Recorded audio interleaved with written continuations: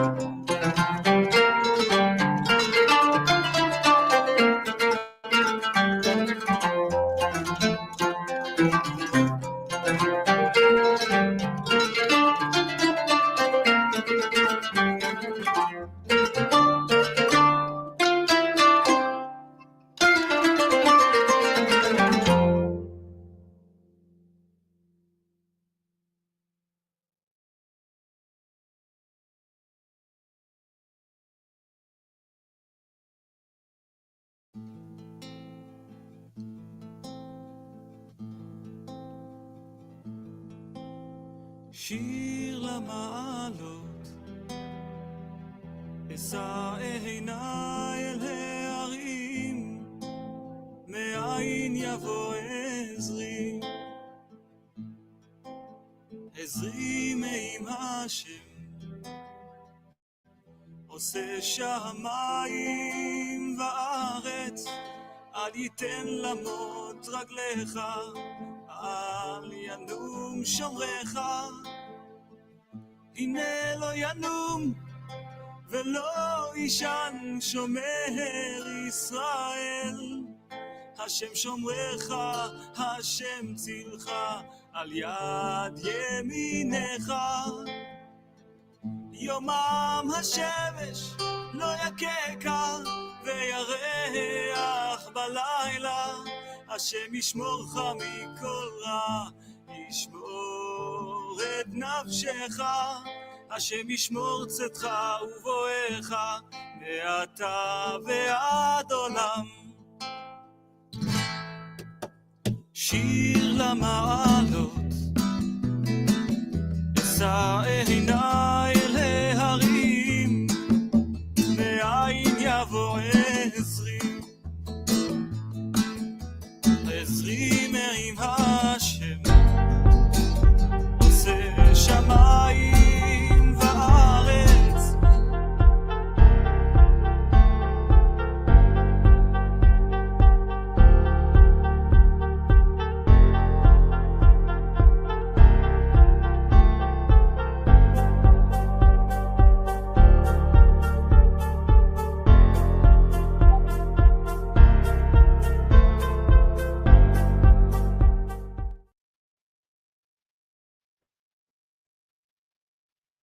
Shabbat Shalom, everybody. Shabbat Shalom. This is Hakham Melech Ben Yaakov of the World Alliance of Qara'im, and we are doing this week's Torah study, which will be continuation of Leviticus chapter 22. We're going to be talking about the laws of the Cohanim and more of the laws of sacrifices.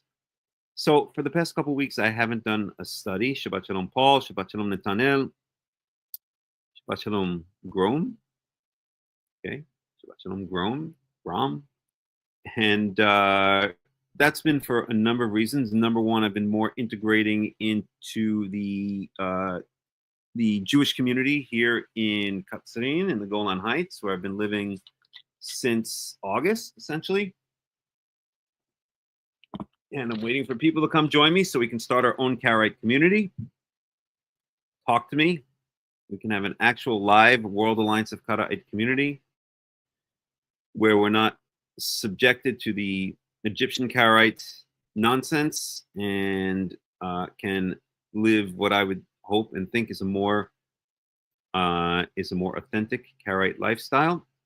And the other reason is that I have actually been doing for the past, well, today's day 19. I'm doing a 30-day water fast. I have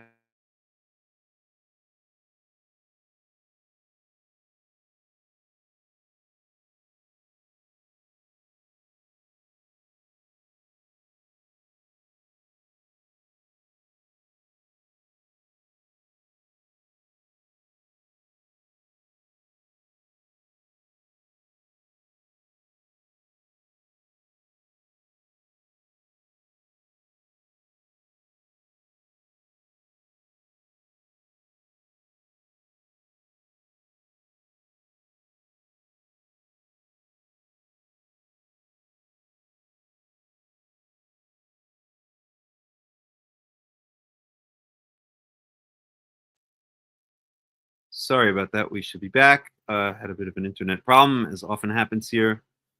In the Golan Heights, the internet can be a little bit sketchy at times, although they're working on improving the infrastructure, and we are supposed to be having fiber optic cables installed soon. At any rate, as I was saying, I've been doing a 30-day water fast, drinking only coffee, tea, and water, and taking vitamin supplements. And I am today on day 19, so I've just needed to kind of, it hasn't even been a physical thing because I actually feel a lot of energy. You might even be able to tell during the study.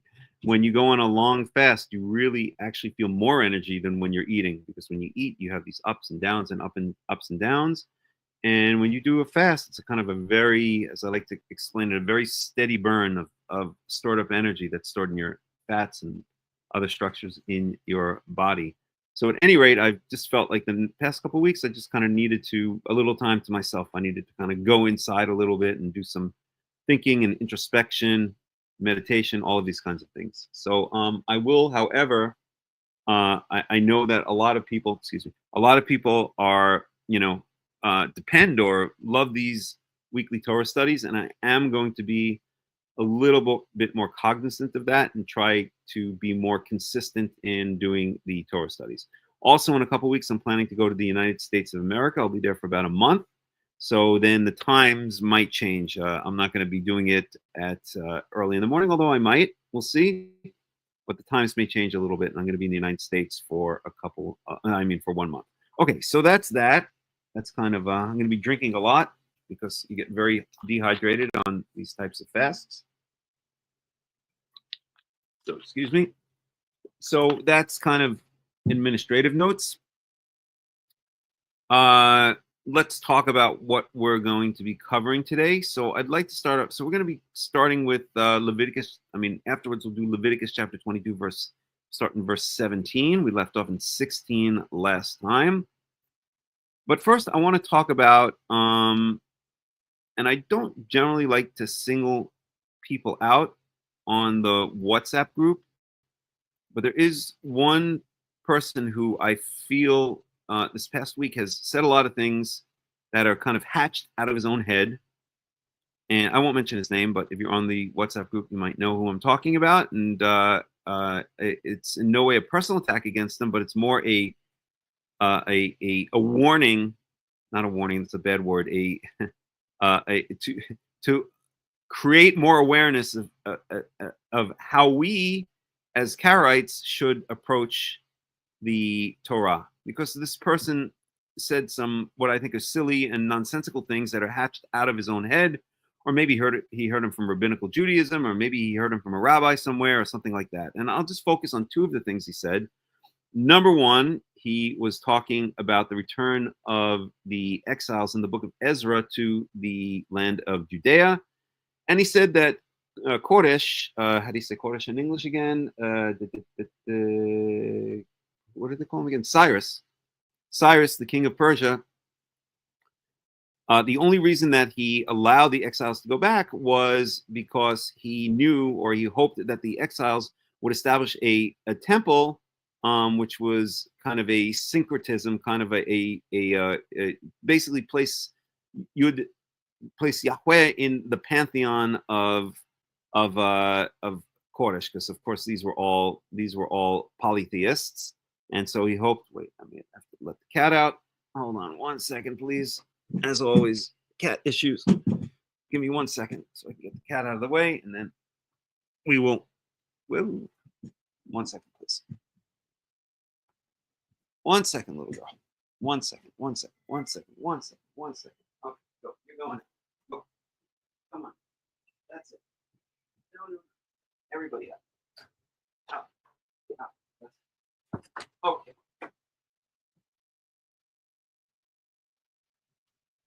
So something along those lines, I don't remember exact words, but basically he was saying that Koresh had his own reasons for sending the Judean exiles back to the land of Judea, and that was essentially to, I guess, add Yahweh to his pantheon of gods. Okay, well, there's no indication of that. Well, I mean, does it say that? Where is this person getting his ideas from? Does it say in the Tanakh? Let's see. Another thing he said was that Zerubbabel, who we'll read about in Ezra chapter 1, Zerubbabel was the head of this group of exiles that returned from Babylon, which ended up including Ezra, who rebuilt the altar of the temple, even before the temple was built, as it says explicitly in the book of Ezra. And so he said that Zerubbabel was supposed to be the Messiah. Okay, nice idea. Sounds very rabbinical. I asked him, where'd you get this from? And then he went on kind of a tirade. And one thing I can't tolerate, even on the WhatsApp group, and I usually try to have a lot of tolerance for people, is when people go on these kind of tirades where they spit out ideas, they spit things out which have no basis in the text whatsoever. They're just getting it from God knows where. That's exactly what we as Karaites are not supposed to do. So let's take a look at the book of Ezra and say, what does it actually say? And see, what does it actually say? We don't have to go very far, because all of these particular issues are in the first chapter of Shalom from the Netherlands, Marianne Bruin. All of these issues are in the first chapter of Ezra. So let me just bring up the Hebrew for Ezra, and then I'll share the screen.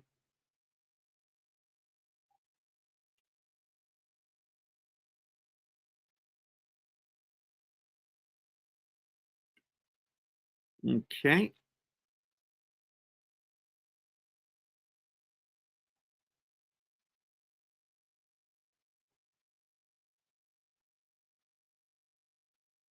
I guess I'll just share the book of Ezra, or the page of Ezra there.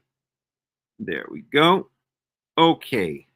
So what does it say? This is the first chapter of the book of Ezra. So it says, Bishnat had lekoresh melech paras. Okay, let's start right there. So in the first year of King Cyrus of Persia. And what does it say next? So remember, the first claim of this person was that Koresh had his own reasons, that he basically hatched the idea out of his head to kind of expand his pantheon. But what does it say here? In order to make come true or finish off, to complete the word of Yahweh as came out of the mouth of Yirmiyah, that's Jeremiah. Yahweh et ruach Koresh melech paras. Yahweh woke up, aroused the spirit of the king of Persia. And so he, meaning Koresh, Cyrus, got word or sent proclamations throughout all of his kingdom, and also letters saying, verse 2, Komar Koresh Melech Paras. So says Cyrus, king of Persia. Kol mamlachot aretz natan li Yahweh Elohei Hashamayim. Yahweh, the God of the heavens, has given me all of the kingdoms of the earth. V'hu pakad alai livnot lo bayit b'Yerushalayim asher b'Yehuda, and he has assigned me, he's placed upon me the responsibility to build for him a house in Jerusalem, which is in Judea. Okay, so first of all, we don't see any indication here of Koresh implying that he's building it for his own sake or that he has some nefarious reasons behind it. In fact, it says that, where is it? Yahweh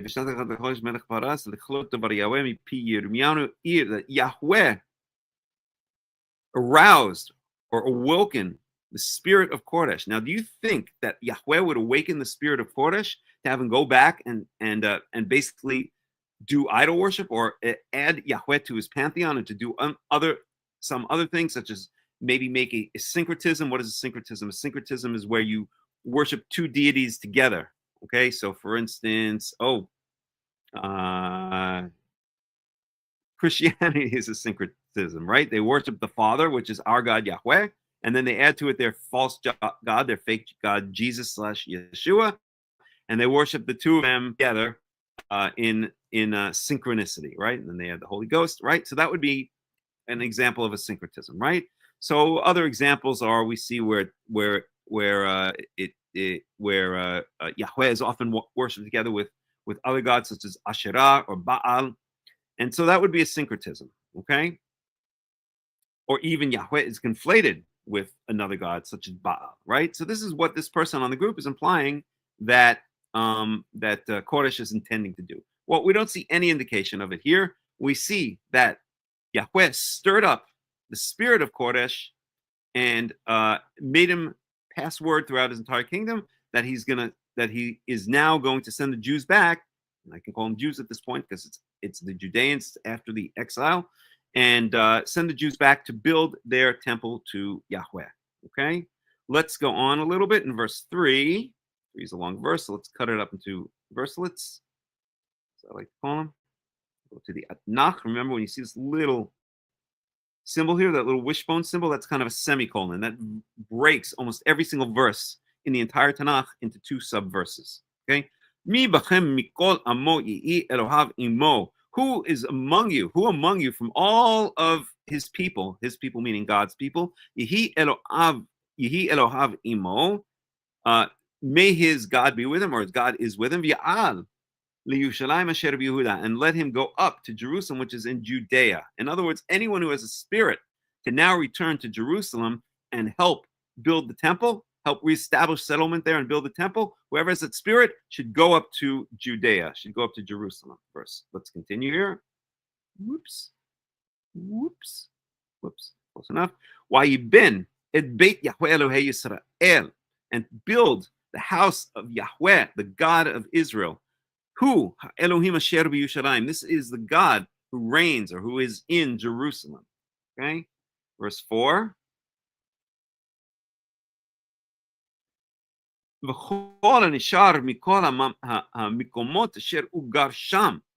anyone who wishes to remain in all of the places where they are currently living, let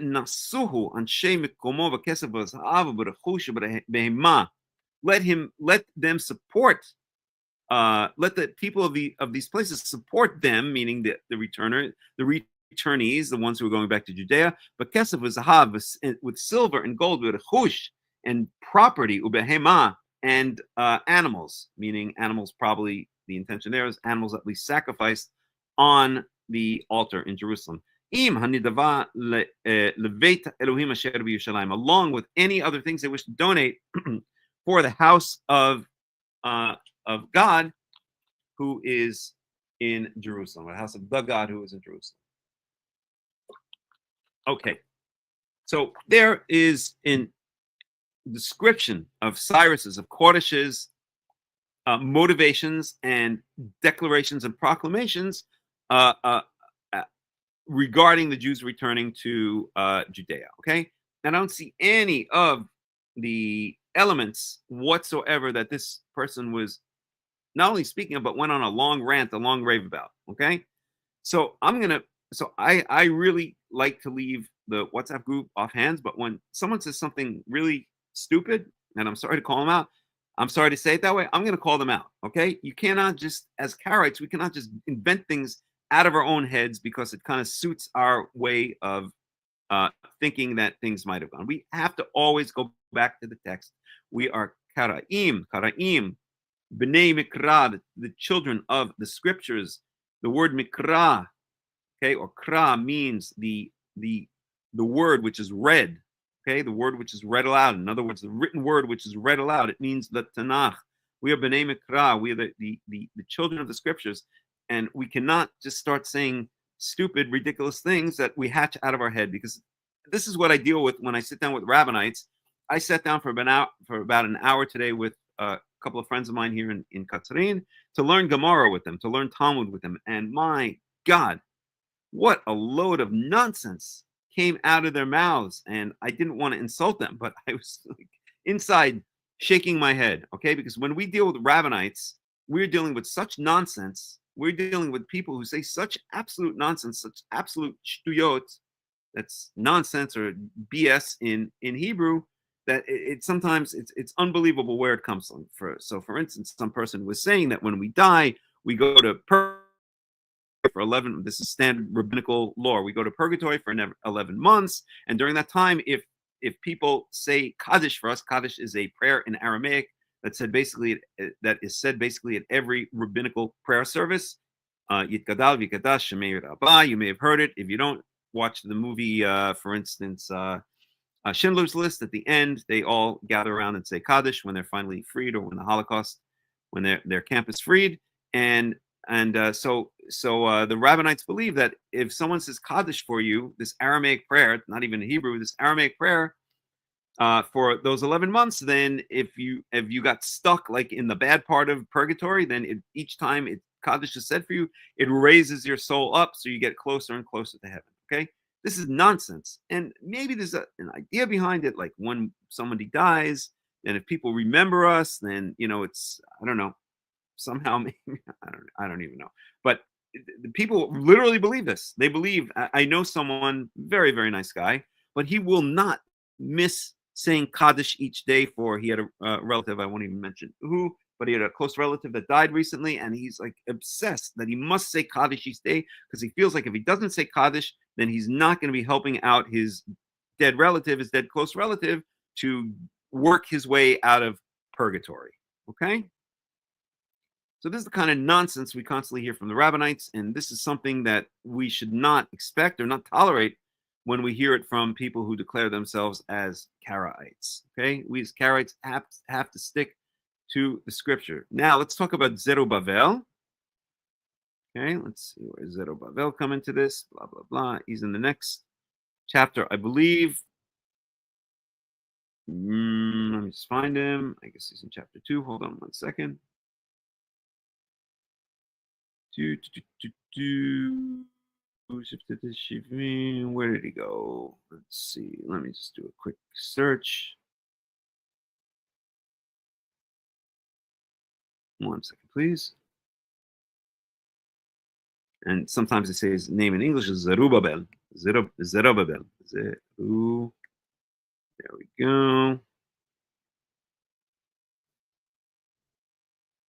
No, not in Matthew. We don't want Matthew. What do we want?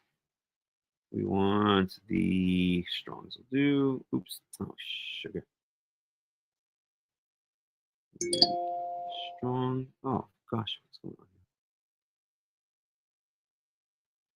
here? Ah. Let's try it again. Zerubbabel. And now we want to go to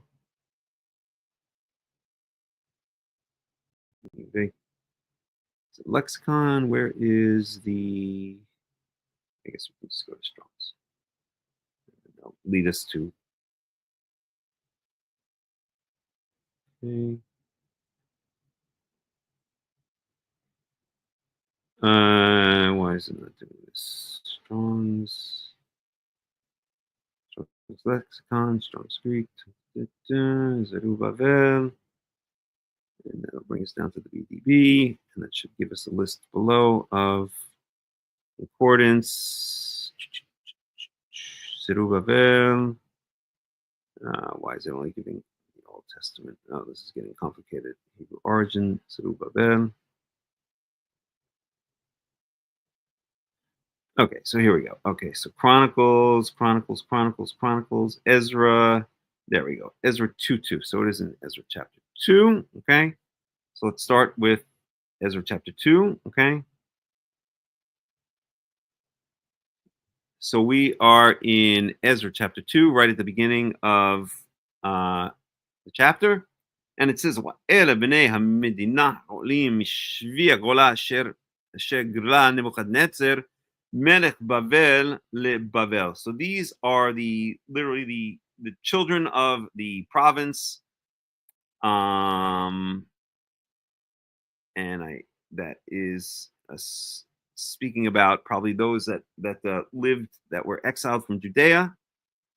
At any rate, Olim Mishvi Gola, that chose to arise meaning go up to Judea, go up to the land of Israel, Mishvi Gola, from the captivity of the exile, Asher Egla Nebuchadnezzar Melech Bavel, who had been exiled by Nebuchadnezzar, the king of Babylon, the Bavel, to Babylon. And they returned to Jerusalem and to Judea. Each person went back to his own city. Excuse me for 1 second. I have to just turn down the heat a little bit. 1 second, please. 1 second.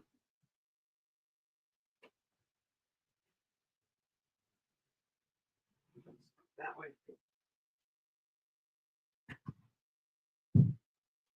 1 second.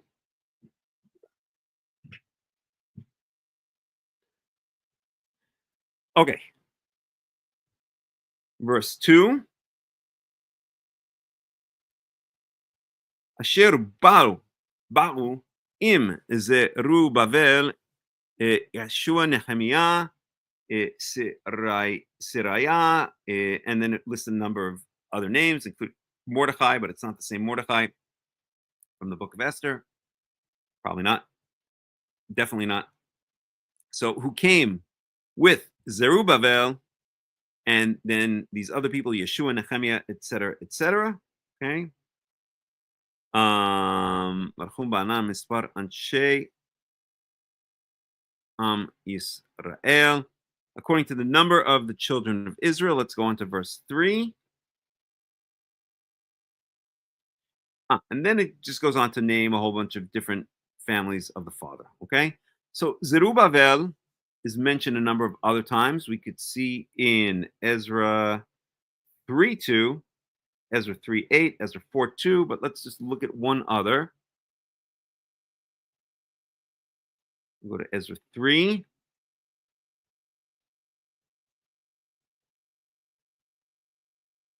Okay.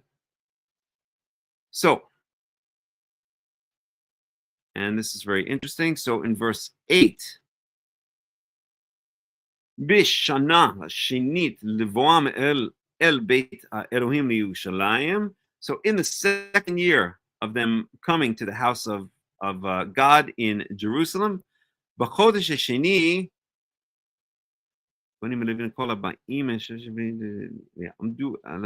Right. So in the second year of them coming to the house of God in Jerusalem, meaning the place of the house of God in Jerusalem, it was not yet built. B'chodesh Hasheni, in the second year, Echelu Zerubbabel ben Shealtiel, Yeshua ben Yotzadak u'shar Achayim Kohanim. So Zerubbabel, the son of Shealtiel, and Yeshua, the son of Yotzadak, and the rest of their kin, the Cohanim, in other words, the rest of the clan of the priests, Levi'im, and the Levites, V'chol ha'ba'im me'ashavi Yerushalayim, and all of those who came from the exile to Jerusalem, יעמידו את הלוויים מבין 20 שנה ומעלה לנצח על מלאכת בית Yahweh. And they established the Levites who were 20 years of age and older to restore for eternity the service of the house of Yahweh. Okay, verse 9. Ya'amod Yeshua banav ve'achav kedmiel ubanav bnei Yehuda. So bnei Yehuda ke'achad. So these following people, Yeshua and his sons, and his brothers, Kadmiel and his sons, the children of Yehuda arose as one, the Natzech al Oseh HaMelacha B'Beit Elohim, to reestablish for eternity those who would do, meaning the priests, who would do the service of the house of God. And then it goes on to list a number of other people. Okay, so that's another mention of Zerubbabel.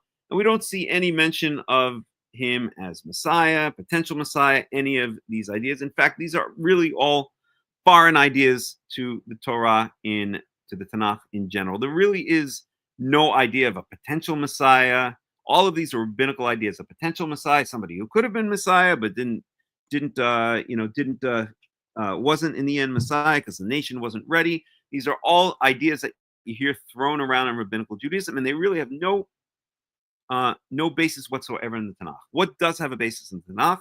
What has a basis in the Tanakh is that the house of David does have an eternal promise that it will eventually, or that it will always be on the throne of Israel. What does that mean? Obviously, the house of David has not always been on the throne of Israel. We finished the holiday of Hanukkah last week, and we saw that the ones who are on the throne of the house of Israel during the period of Hanukkah and after the period of Hanukkah were the Hashmonaim. These were Cohanim. Okay, Mattatyahu, the forefather, the patriarch of the entire Maccabee clan, called the Maccabee clan because only Judah was called the Maccabee, but we'll call it the Maccabee clan. And the Hasmoneans was a Kohen, right, from Modi'in.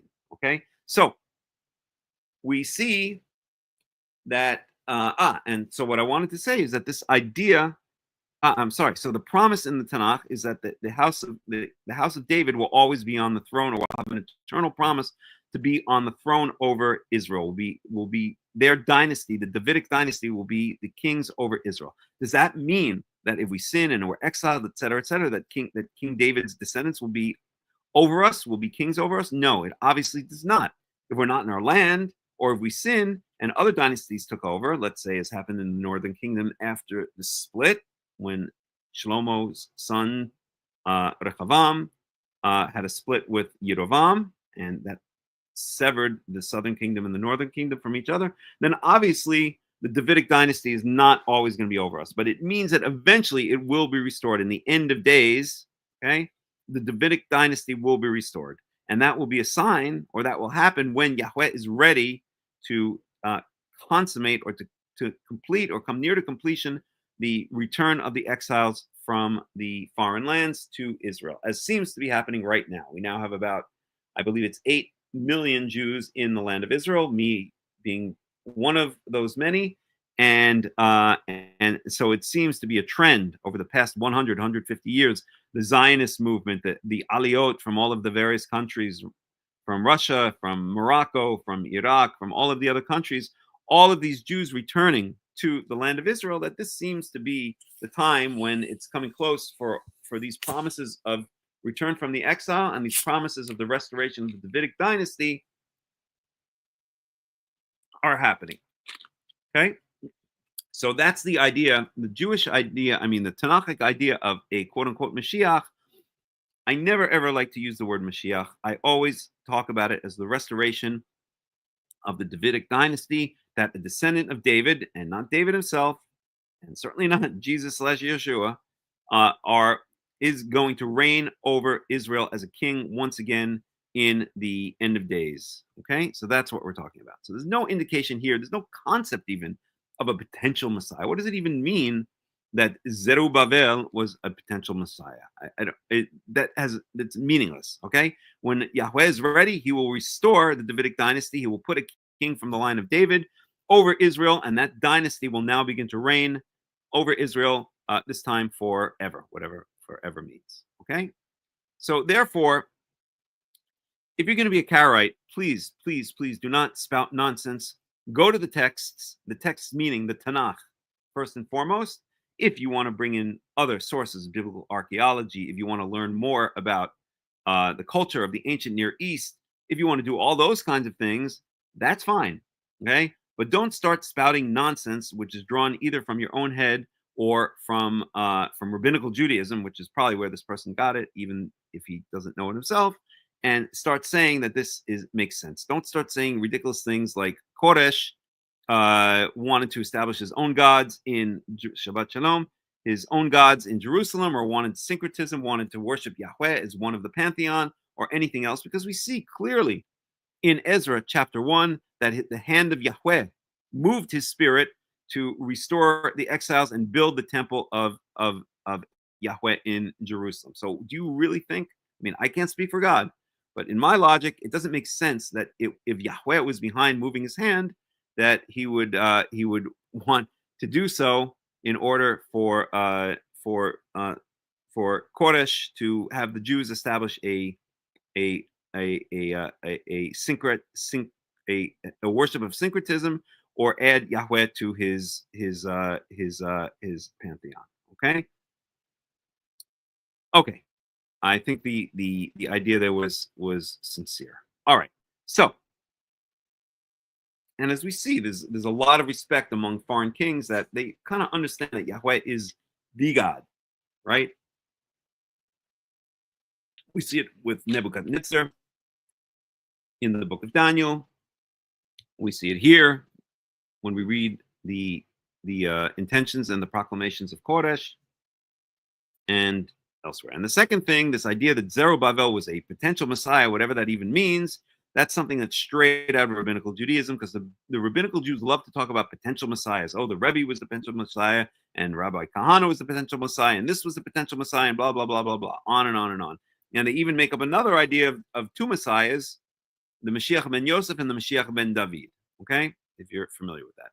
At any rate, what I want to say is, if you're a Karaite, consult the text of the Tanakh and do not stray far from the text of the Tanakh, because that is what our approach is, that is what our role is, essentially, as Karaites. And if you're in my group, in my WhatsApp group, and you do that, I'm going to call you out, okay? Because I really can't tolerate nonsense like that. That's why I, and I'm sure so many other people, left rabbinical Judaism, because we were sick and tired of hearing all of this nonsense that's hatched out of people's heads, and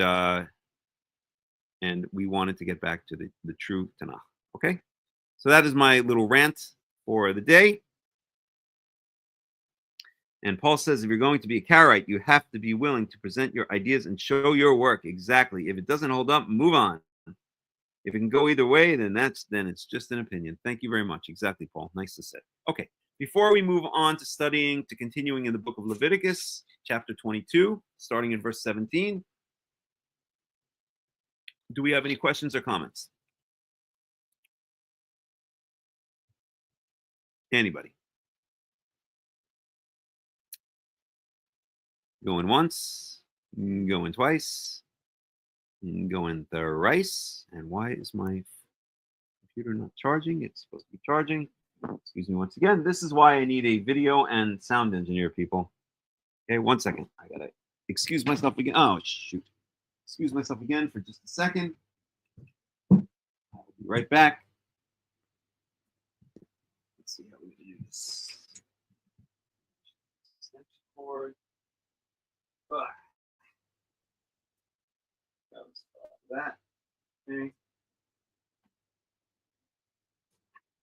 1 second.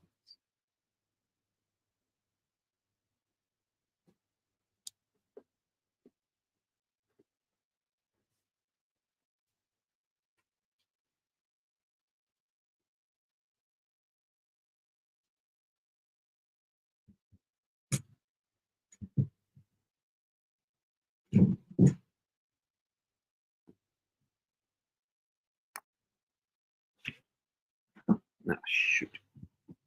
Sorry, guys. One more second. All right. So this solves the problem.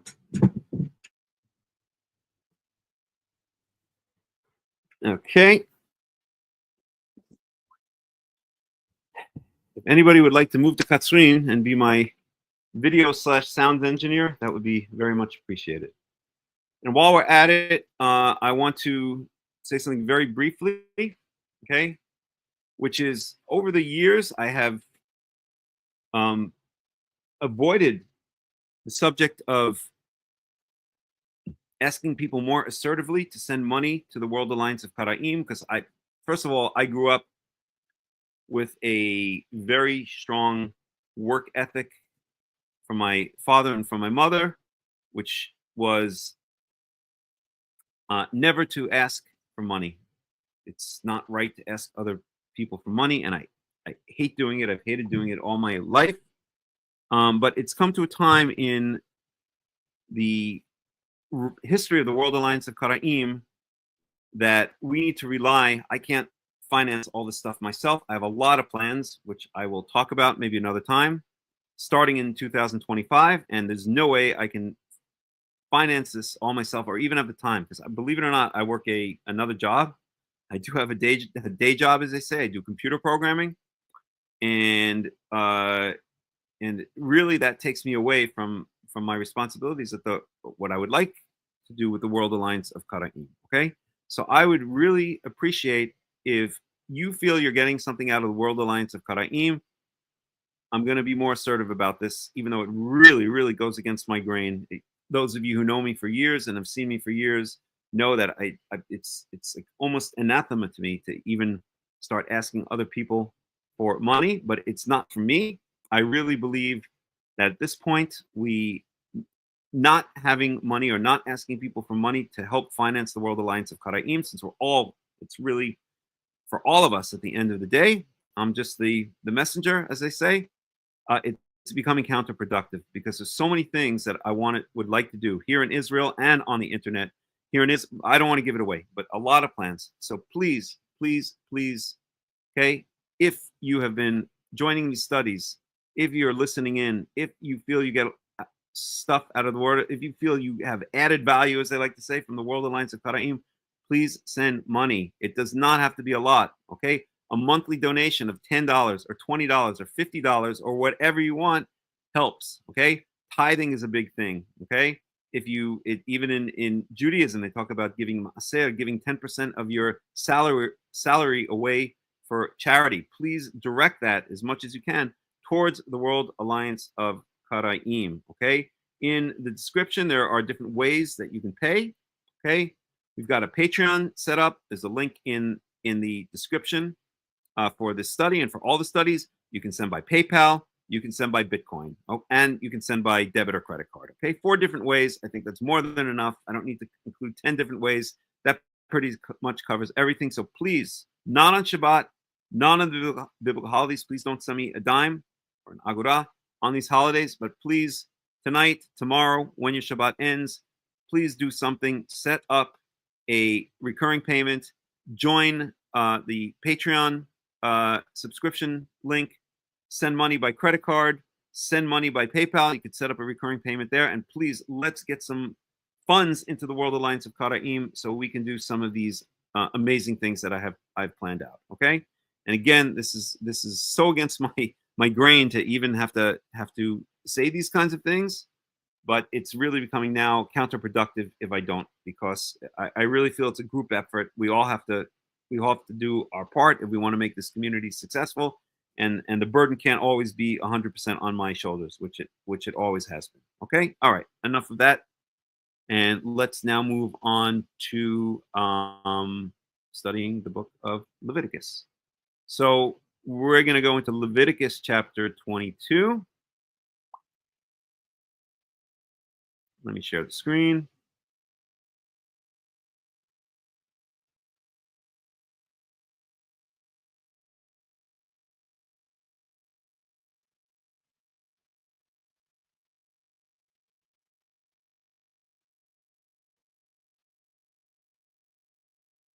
Okay, so let's see here. Let's bring up all our usual suspects. We'll bring up the Tanakh itself. I'm going to bring up our Robert Alter guy, who's very good, actually. He really is.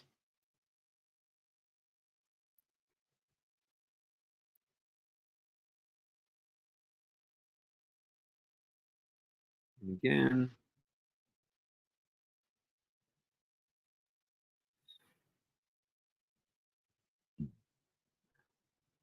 And that should be enough for now. And then we'll add others as needed. Okay.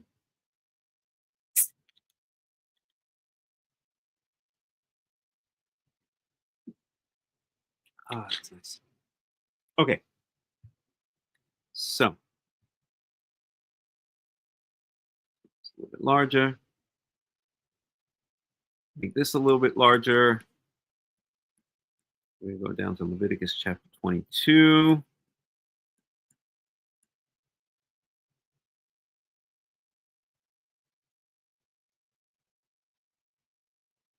Eight 1008.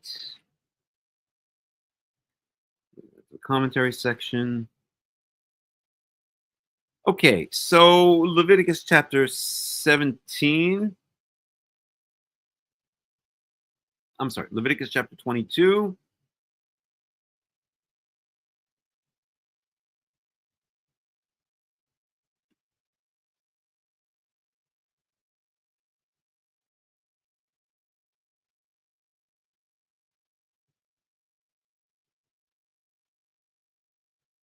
Let's go to Hebrew.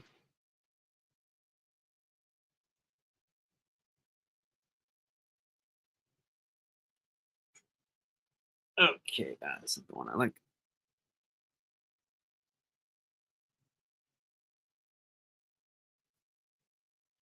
Okay, so it's a little bigger. That's perfect, actually. Okay, Leviticus chapter 22, verse 17. So just to review, we're talking about cleanliness and uncleanliness. We covered a bunch of laws there, and then instructions for cleansing oneself of that uncleanliness. I think what we're going to do, just to get context again, let me switch back to the English, and let's just read in English with minimal commentary, verses 1 through 16, just to catch us up to speed. Okay. So, Yahweh said to Moses, tell Aharon and his sons to treat with respect the sacred offerings the Israelites consecrate to me, so they will not profane my holy name. I am Yahweh. Okay, so we're talking about the Kodesh, the foods and other items that are dedicated to Yahweh, that are set aside to Yahweh. Okay, say to them, for the generations to come, if any of your descendants is ceremonially unclean and yet comes near the sacred offerings that the Israelites consecrate to Yahweh, that person must be cut off from my presence. I am Yahweh. So what's an example? Okay, I take a hamburger and I say, wow, I'm really appreciative of you, Yahweh. I'm dedicating this hamburger to the temple. Or we take maaser tithes and we dedicate them according to the Torah, which we'll get to. We dedicate them to the Levites and to the Cohanim. Okay, these are called Kodesh. These are the holy items. They are now dedicated. They no longer belong to us. They, in a sense, belong to Yahweh. And so that makes them special. And just as we cannot approach within the courtyard of the Beit HaMikdash, and remember, whenever I say Beit HaMikdash means the holy temple, also including the tabernacle or anywhere that the tent of meeting is set up and the altar of sacrifice is set up. Just as we cannot enter that courtyard while we're in a state of uncleanliness or really, really bad things are going to happen. It's a big no-no. So the same thing, we can't have any contact with these holy things, these things that are set aside. These things are consecrated, set aside as gifts or as dedications to Yahweh. Okay. If a descendant of Aaron has a defiling skin disease, or a bodily discharge. He may not eat the sacred offerings until he is cleansed. So the descendants of Aaron, of course, we're talking about the Cohanim, the Levites. What is done with these holy things? Most of them, for the most part, are eaten by the Cohanim. But if that Kohen is in a state of uncleanliness, so now we're not talking about even touching, we're talking about eating. Okay, but if the Kohen is in a state of uncleanliness, he cannot eat the holy things. He can eat regular food and go to the kosher McDonald's in Borough Park or whatever, but he cannot eat the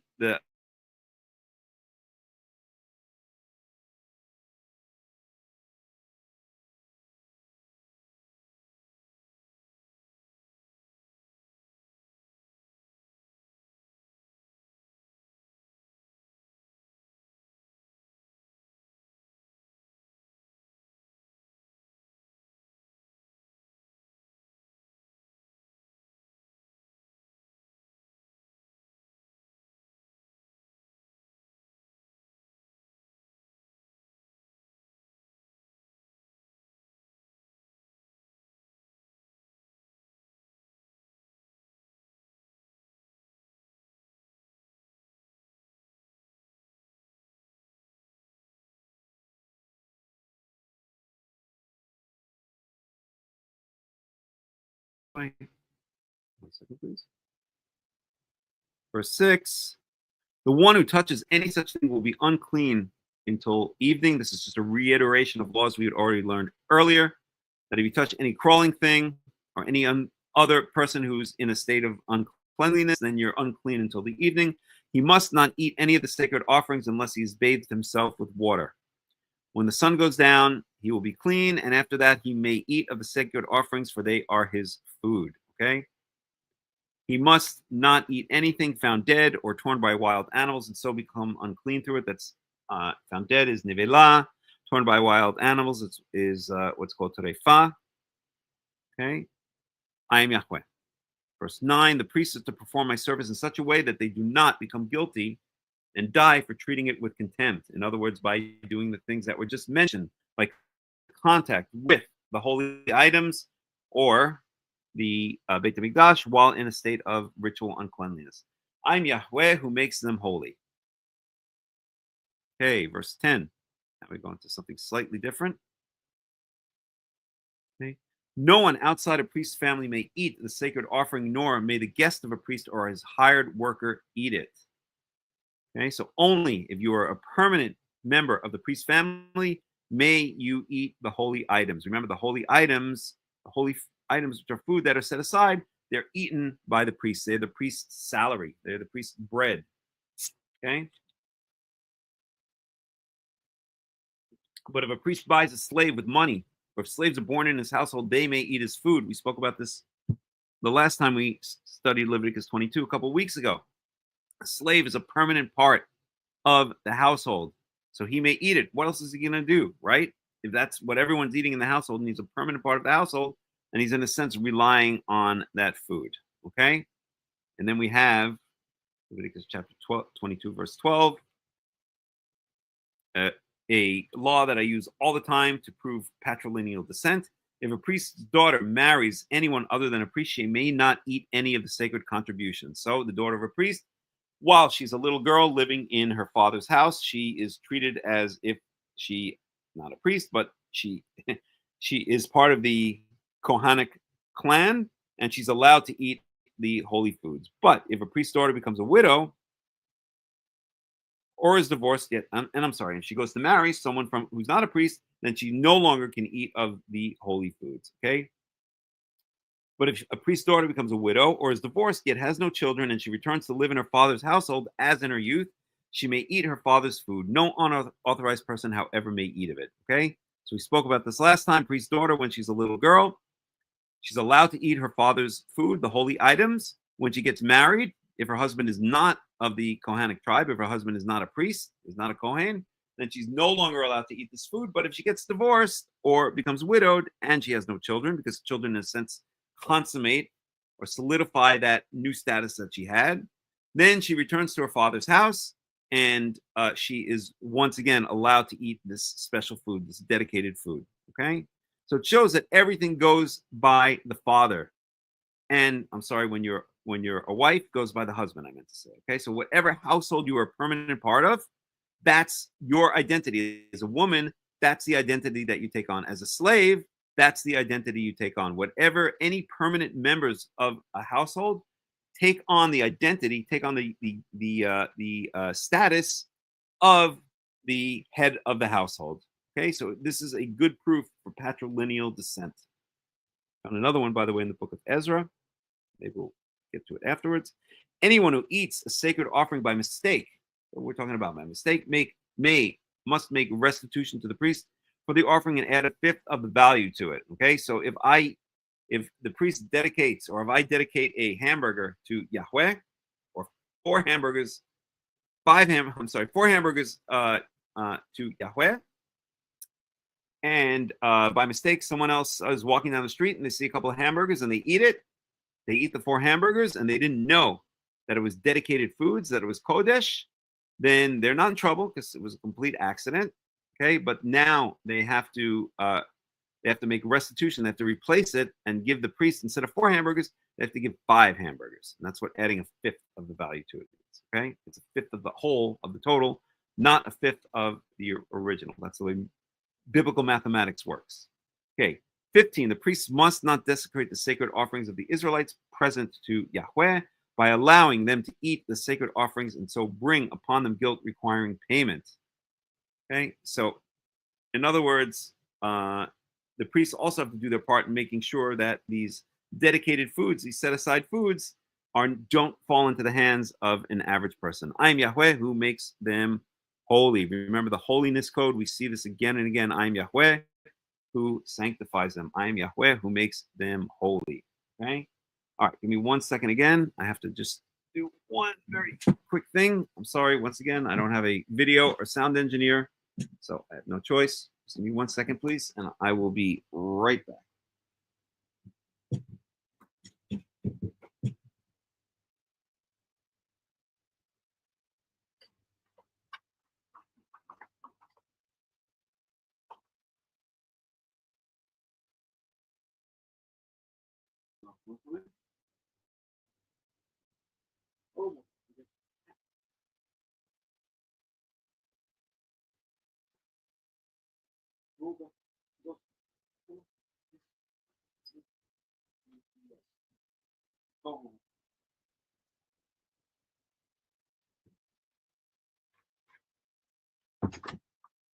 Okay.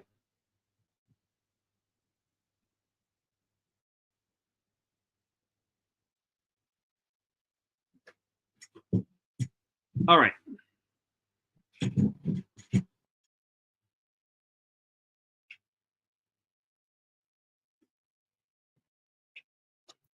Okie dokie. So that's that. Oh, one more thing now. I'm blocking my cat's favorite place to sit. 1 second, please. Come, Levy, come, sweetie. Come, go to your chair. Go, sweetheart. Go. Levy, come, sweetie. All right, you'll figure it out. Okay. All right, we're back. There you go. Good boy. Back in.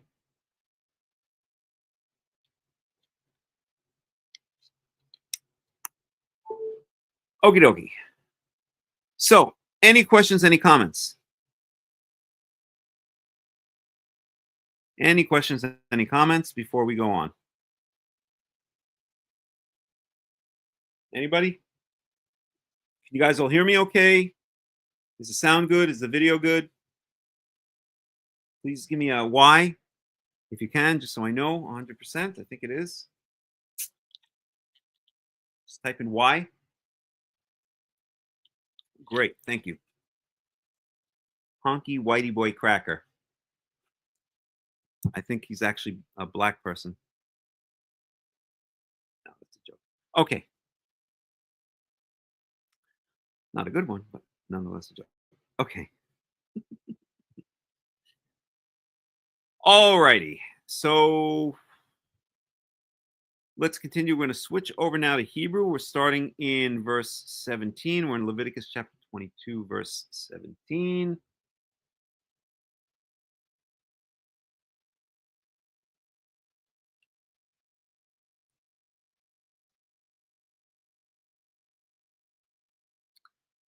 And here we go, verse 17. Vayidaber Yahweh el Moshe lemor.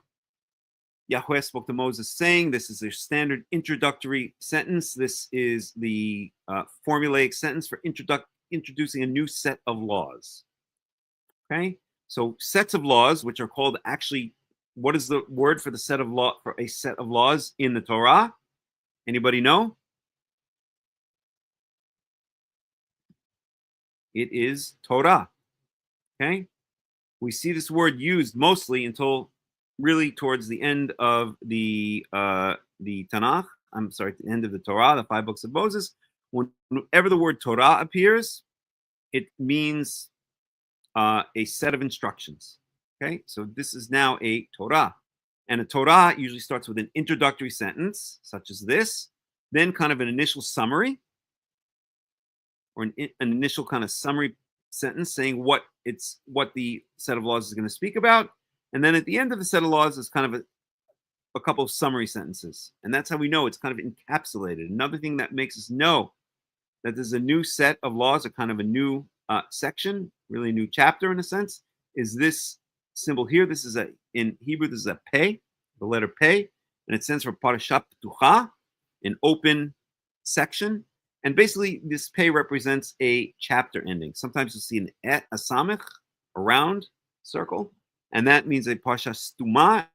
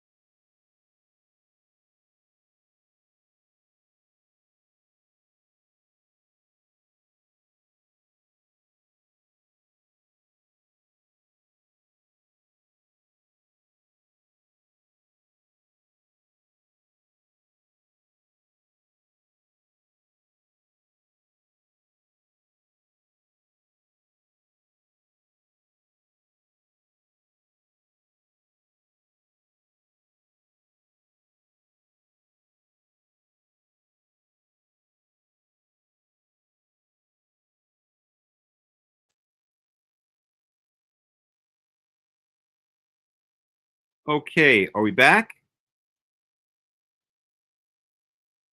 Are we back? Oh, shoot. Okay, so we missed what, about 5 minutes? Oh, okay. All right, let's go back. I don't know where we cut off. Okay, so I will start here. What is the last thing you heard me talking about, please, somebody? So I know where to pick it up again.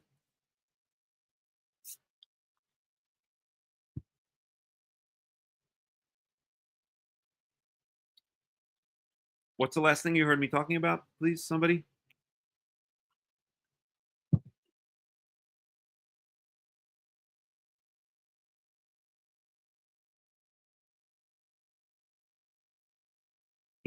Okay. All righty. All right. Coming out of the home, did it? Okay. So did we spoke about what a neder, what an oath vow is, and we spoke about what a free will offering is, right? Do I need to go back over that? Honky white boy cracker, whose real name is Tyrone. Do we need to go back over that?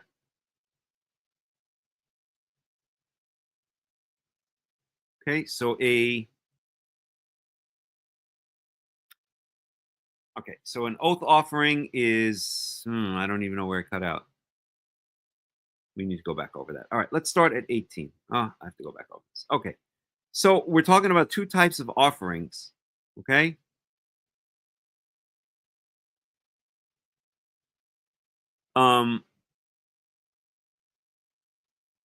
So the first is a neder offering. I'll try to retrace my steps a little bit. So what's a neder offering? A neder is an oath, okay? And I gave the example. I don't know if it cut out or not, but I'll give it again. What does an oath offering mean? It means I take a vow in the name of Yahweh. Okay, so I'll give an example. Sorry, an extreme example, but just to illustrate the point. Okay, somebody goes to the doctor and they're diagnosed with cancer, and now the guy is freaking out. He's like, I'm not ready to die. I don't want to die. I don't want to die. So what do you do in such a case? You turn to Yahweh. You turn to God. Okay, this is where the neder offering, the vow offering, comes in. How they actually translate it here. Yeah, the vows. Okay, this is where the vow offering comes in. Okay, you're freaking out, and you say, God, Yud-Kei Vav-Kei, if you get me out of this mess, if you cure me miraculously from my cancer, I swear in your name. I should say the name. I'm not going to say it. I swear in your name that I will bring 7 bulls as a sacrifice. Okay, that is a neder offering. Okay, so what happens? As I mentioned before, I'm going to try to retrace my steps. Okay, what happens? A couple months later, you're miraculously cured of your cancer, and then all of a sudden, now you've got to bring your 7 bulls, and you're like, oh, that's, I was cured. I would have been cured anyway.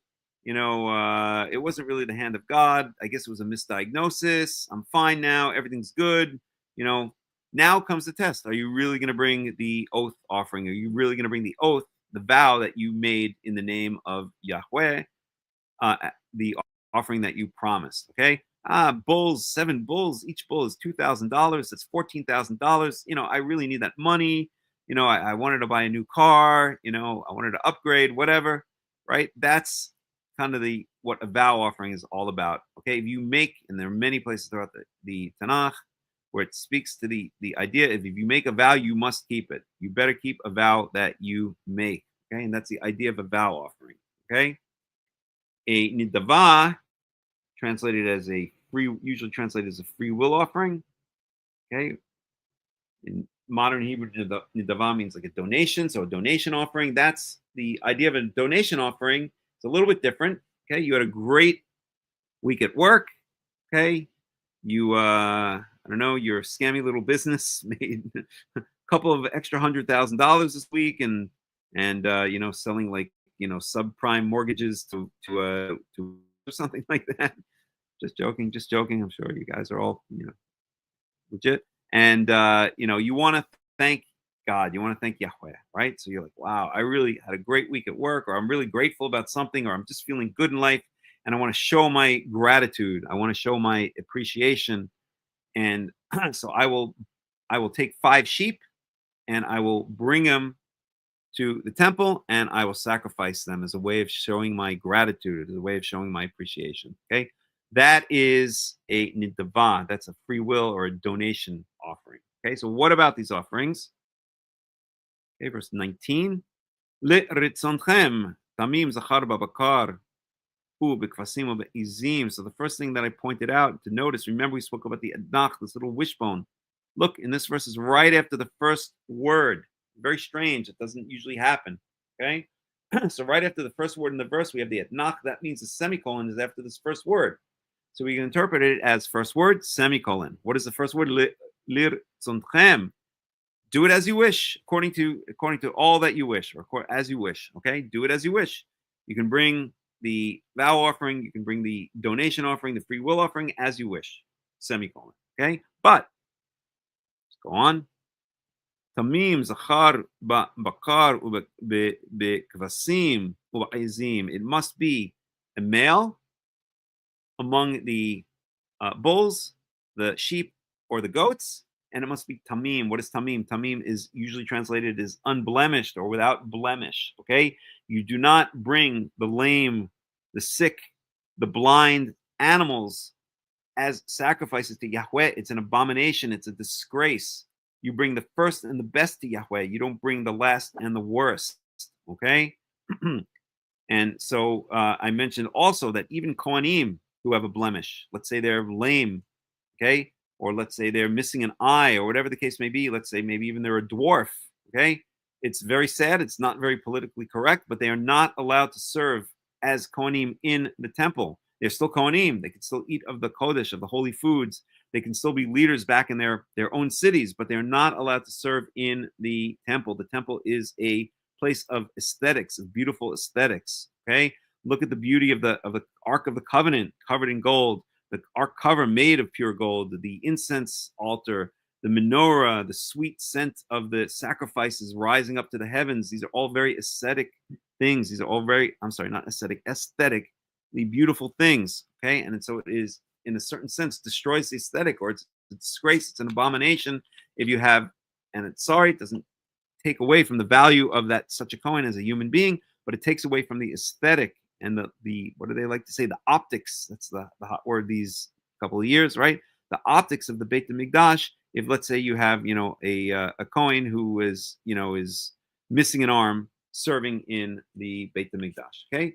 Sad but true, not very politically correct, not very DEI. Maybe the Kohanim need to bring in like a DEI guru, to rework the laws of the Torah, or more likely reinterpret them to make them more DEI. But that is what the Torah is saying here. Okay, so not here, but that's what the Torah is saying. Here it's saying that any animal that you bring for a vow offering or for a voluntary offering, vow offering, again, something bad happens, you need Yahweh's help. Please, please, please get me out of it. Please, I was just arrested for, I don't know, looting a Target. Please, that would be, of course, Whitey Boy, right? Please get me out of this, Yahweh. Please, please, if you get me out of this mess, I'll bring 3 sheep. I promise I'll bring 3 sheep. I swear in your name, in the name of Yud-Kei Vav-Kei, I'll bring 3 sheep. And then he miraculously gets you out of it, and you better bring the 3 sheep. Nidava offering. Had a great week at the office. I'm really grateful. Made a lot of money. I want to express my gratitude. Okay, so it must be a male, and it must be an unblemished male from either the bulls, the sheep, or the goats. Okay, make sure we didn't crap out again here. We're good. Okay, we're back. If we do, let's see, how can you guys alert me? I don't know. I guess there is no way to alert me. So I don't have my WhatsApp on or anything I'm going to do, but I'm not going to be looking over to it all the time. Okay. Any questions, any comments so far? Anybody? Oh, stretch. Okay. So let's go on. We're in now verse 21. So let's see if Robert Alter has any interesting commentary here. Nope. Skipped it.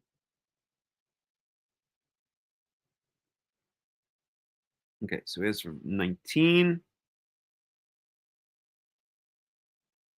Yeah, we mentioned that already, really, so we don't have to.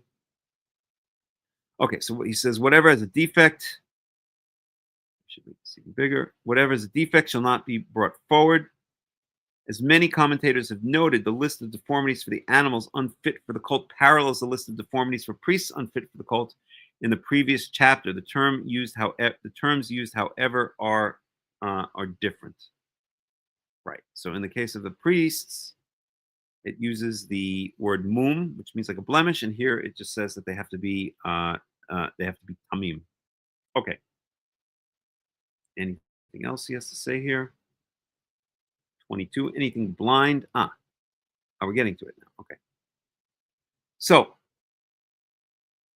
verse 22. So now we're going to list the type of blemishes we're talking about, and they may just be examples rather than exhaustive.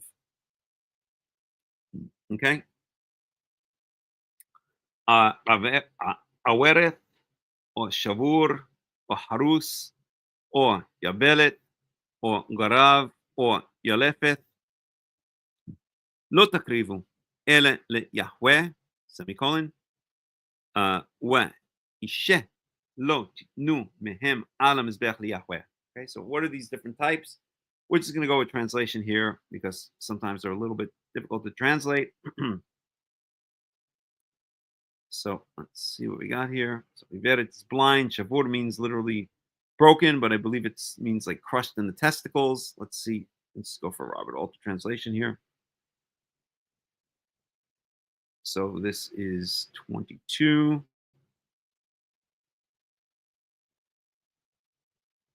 Okay, so anything blind, broken, lacerated with a wen or scab or skin flake. I don't even know what a wen is.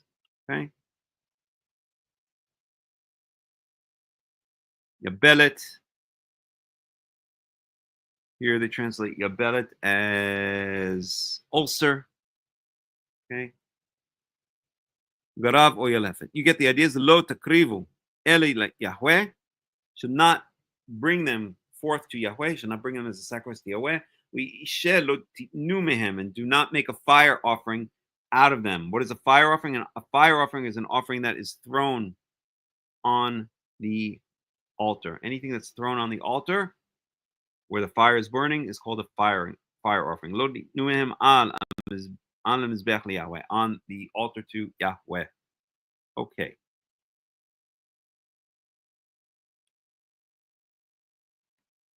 Anything else to say about that? Okay, should we let the cat in? I feel so sorry for him. I mean, not sorry, I take great care of him, but all right, wants to come in. One second. We'll let him in. Give me 1 second, please.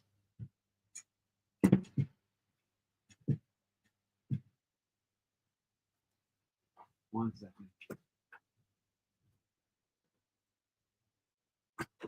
Come, little girl. Go. Come.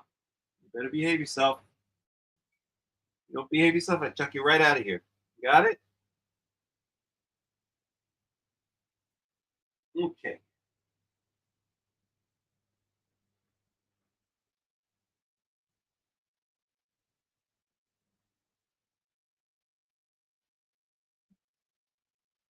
All righty.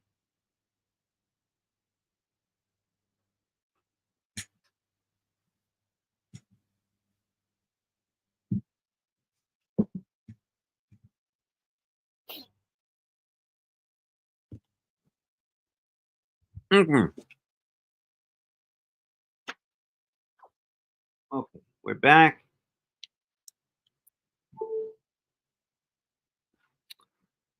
Okay. Let's make sure we're still here. We're good. Okay. Right.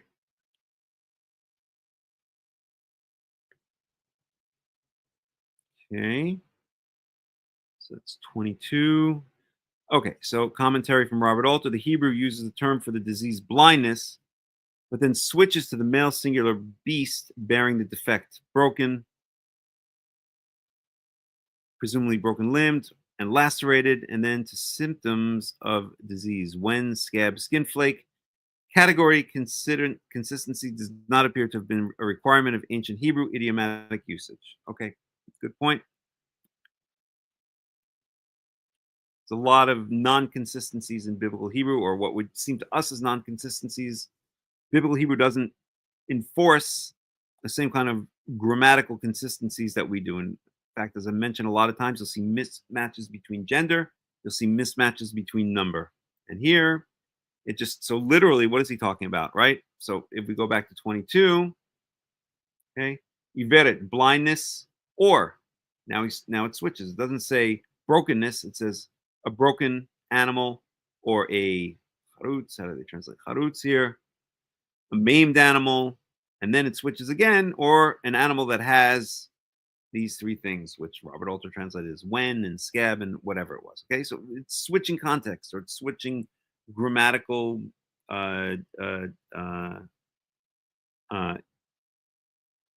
forms of expression, shall we say. Okay. Verse 23. Ushor waseh saruach ve'kalut nidava ta'aseh oto uleneder lo yeratzeh. Okay, so if it's a short is a bull, a set is a lamb. We can look up the exact words. Remember, we have that spreadsheet that we've worked with before, that I made up over time, which has exact meanings of each of these words, but we'll just leave it for now. So sharua, the kalut. Okay, so what's sharua kalut? In the NIV, it says any limb that is too long, and kalut, or too short. Let's see what Robert Alter translates it as: a stretched or crimped limb.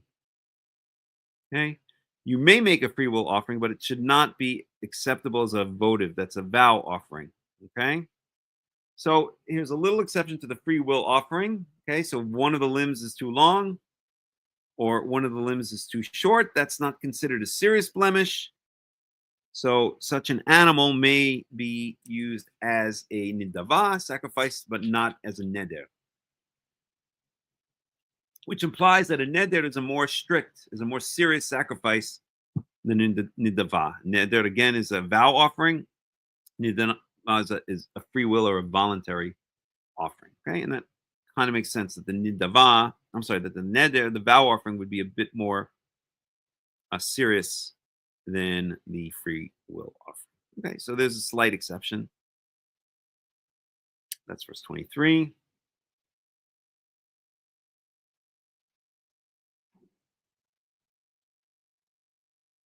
Ma'uch, wa hatut, wa nathuk, wa haruth, lo yakrivu liyahweh, ube'artzachem lo ta'asu. So if it is, what are all these things? Ma'uch is like crushed, katut is cut off, natuk is disconnected, karut, let's again, because these words are kind of technical, and if we go to 5 different translations, we're going to see 5 different, if we go to 5 different translations, we'll see 5 different English versions of these words. Remember, as I always said, if you're looking at different translations of the Tanakh and you see words that each of the translations has something a little bit different, that's an indication that nobody 100% knows exactly what they mean, and that often happens in technical terms. Here they're kind of clear, but let's get a Robert Alter on that one, since he's done the legwork for us. Okay, anything with crushed or smashed or torn off or cut off testes shall not bring forward to Yahweh, and in your land you shall not do it. In other words, you shall not prepare it as a sacrifice. Okay? So it doesn't mention anywhere here testicles explicitly, but the implication is testicles. And I think the reason that Robert Alter is implying that is because when it speaks about the Kohen, it speaks about these, in the previous chapter, it speaks about these various ailments in the testicles for a Kohen. All right, so let's see what he says. 24, the list appears to be arranged in ascending order of severity of mutilation, and in your land you shall not do it. It sounds like a general ban on gelding, I don't even know what gelding is. Let's look it up.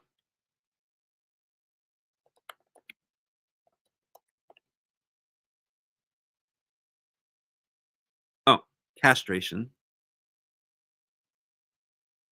Okay.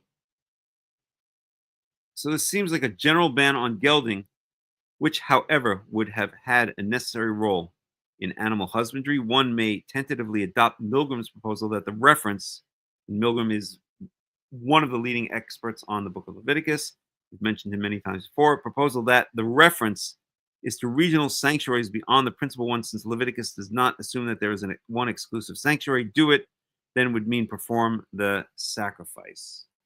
I disagree with him that there were other sanctuaries.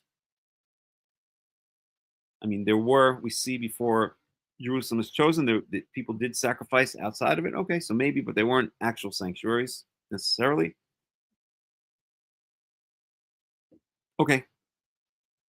So it seems to be Robert Alter saying that it seems to be a restriction against castration, because these are all kinds of things that would happen, or these are all kinds of different ways to perform castration.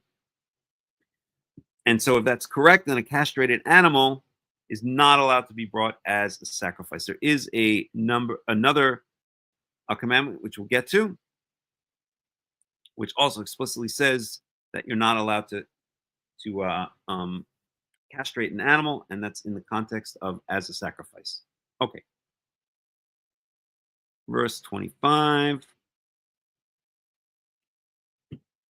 Umiyad ben nechar lo takrivu et lechem Elohechem mikol ele ki mashchatam bahem mum bam lo yiratze lachem.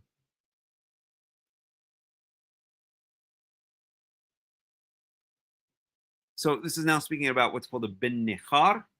A ben nechar is a foreigner, someone who has absolutely no connection to the people of Israel. So let's say a Chinese person living in Beijing has no connection to Israel, but hears of the God of Israel, and he wants to bring a vow offering, or he wants to bring a free will offering.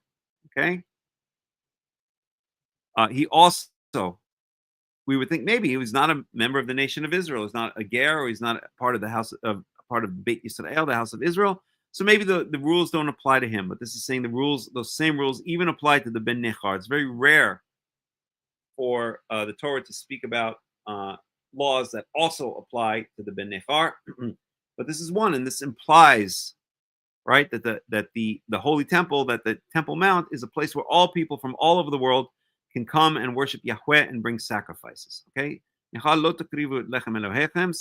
let me just read it literally. Umiyad ben nechar, and from the hand of a foreigner, lo takrivu et lechem Elohechem. You shall not bring forth the food of your God, meaning these sacrifices. Mikol ela, from all of these, meaning all of these blemished, these types of blemished animals. Ki mash chatam bahem mum bam lo yiratze lechem, because ki mash chatam, because they are defiled, or they are destroyed, or ki mash chatam bahem. I'm sorry, because their defilement, or their not blemish, what would be a good word? Let's see how they translate it here. Their destruction, the corruption is in them. I don't like that translation either, but okay. Mumbam, there's a blemish upon them. Lo yiratze lechem, it shall not be acceptable, it shall not be wanted for you by Yahweh. In other words, if even a foreigner comes and sacrifices a castrated animal, let's say, or an animal with another type of blemish, then that is not going to be acceptable. It will not be, Yahweh will reject it. He won't want anything to do with it. Okay? All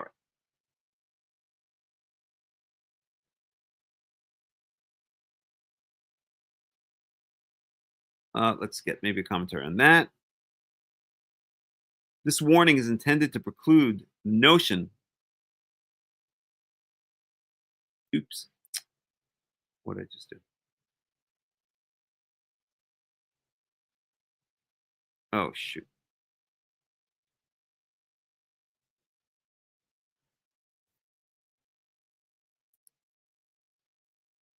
One second, please.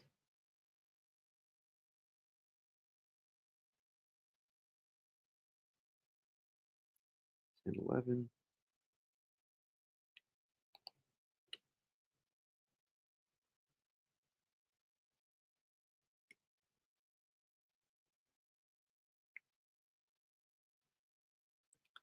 Okay.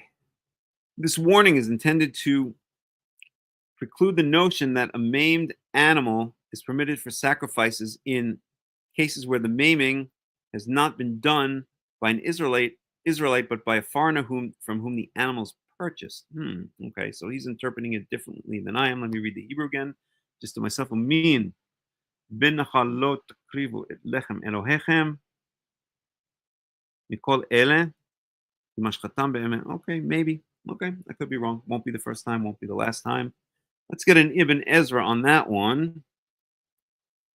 Just out of curiosity. And now another cat wants to come in. So let's see. This is my mischievous cat. So give me 1 second. I'll let him in. And then if he starts becoming mischievous, he gets chucked right out of here again. We'll end the cat saga. I don't have any more cats. Joshi. Come on, sweetie. John. Right. Come on, little boy.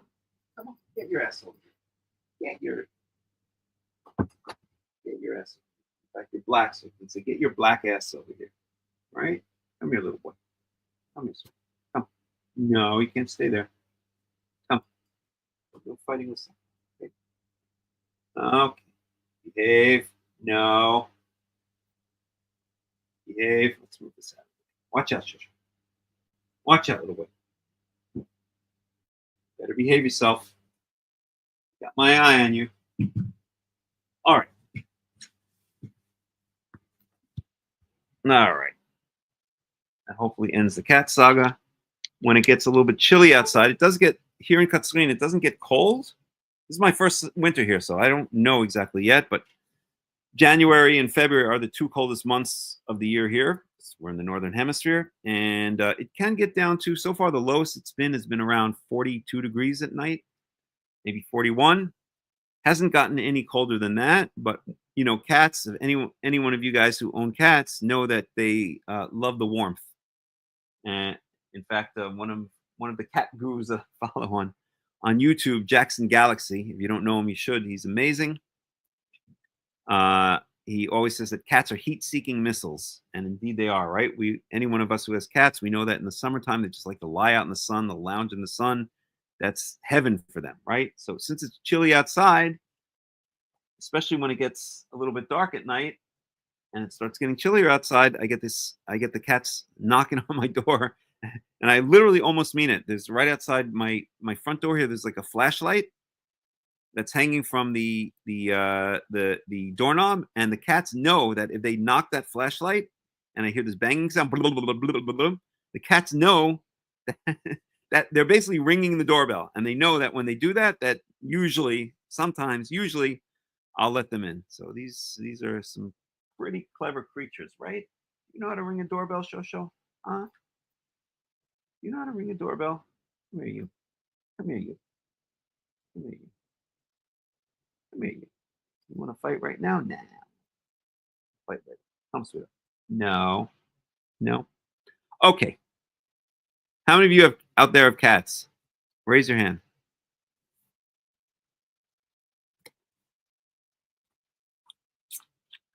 Nobody. I know Whitey Boy has cats.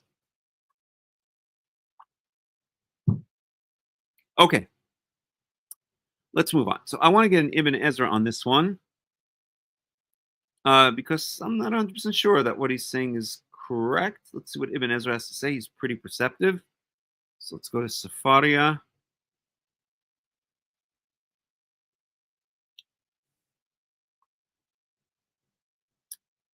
I have to switch over to English to get that English.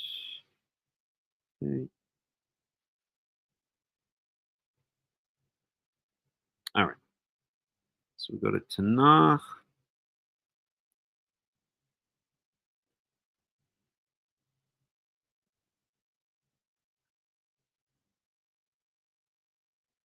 Are you guys enjoying the study so far? I do. Nice, Marianne. So you know about these crazy little creatures, right?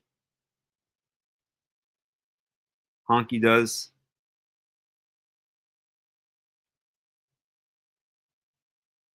All right. Let's make this a little bit bigger. Leviticus 22. Oh, no. We want to go to Ibn Ezra.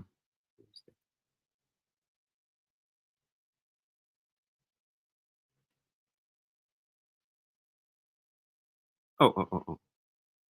Wait a second. Where is it? Yeah, there we go. Targum Rashi Ibn Ezra. Ooh, he's such a good commentator, Ibn Ezra. Okay. Leviticus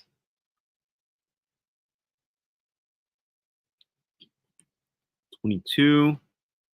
And we are in specifically, we're in verse 25.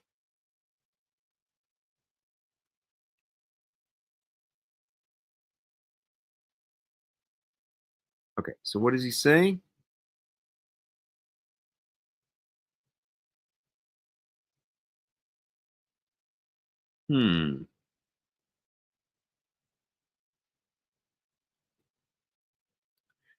So Ibn Ezra says, I'll just read the English just to make it quick. One should not think as follows: I will not hesitate to offer the sacrifice, for it is the offering of a foreigner. So we're understanding this correctly. Ibn Ezra is agreeing with my original interpretation, which is it is the offering of a foreigner, not that it's coming from a foreigner and being bought by an Israelite, but that is actually the offering of a foreigner. Ibn Ezra is interpreting exactly the way I do. Okay, so thank you, Ibn Ezra. I knew I wasn't going crazy, right? And let me just look at the Hebrew maybe for a second on that one.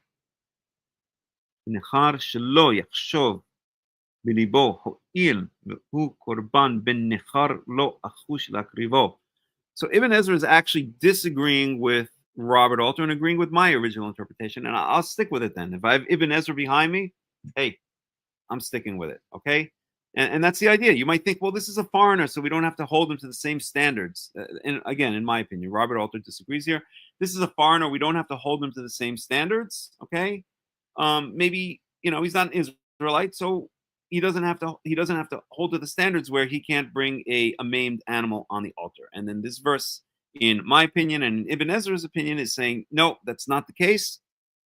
Even a foreigner who has no part in the house of Israel also cannot bring a blemished animal. You cannot bring a blemished animal, no matter who you are, onto the altar of Yahweh. Let's do one more little check on this one. I'll go to the English. Sometimes they have these commentaries. Oh boy, is my mouth dry from the fast. I get very dehydrated on these fasts.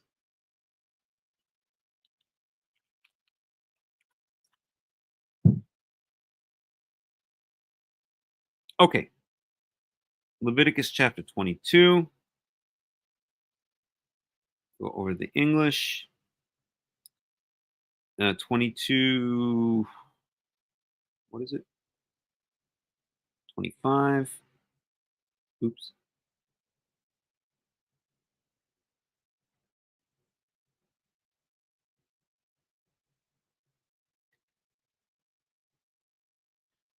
Right. Okay. So then we want to go to commentary.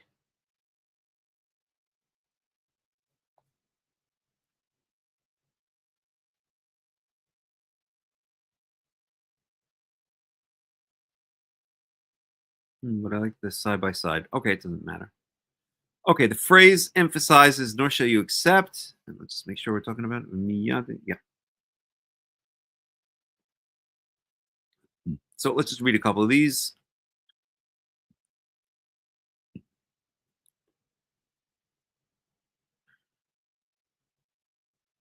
Second. I'm just going to peruse until we find an actual commentary on this particular issue.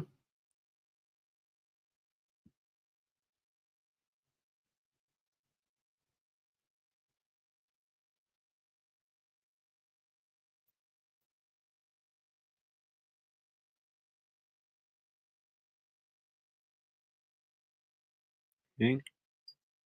All right, so here's one, I think.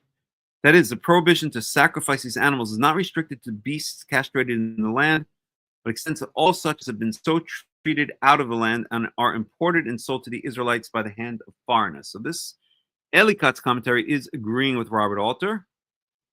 Let's take another one.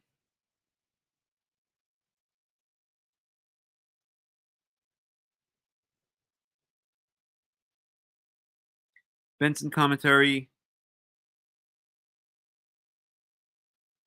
So this is the Benson commentary from proselytes, and really it's a bad translation. No, maybe he doesn't mean proselytes. But at any rate, even from these, such should not be accepted, much less from the Israelites. So he's agreeing with me. Okay. This is more preachy. We don't need that. Okay, the word here, rendered stranger, is not the same as that in Leviticus 22:10, blah, blah, blah. It means literally the son of the unknown, and probably refers to one dwelling in another land who desired to show respect to the God of Israel. So Barnes and Noble's note on the Bible is agreeing with me.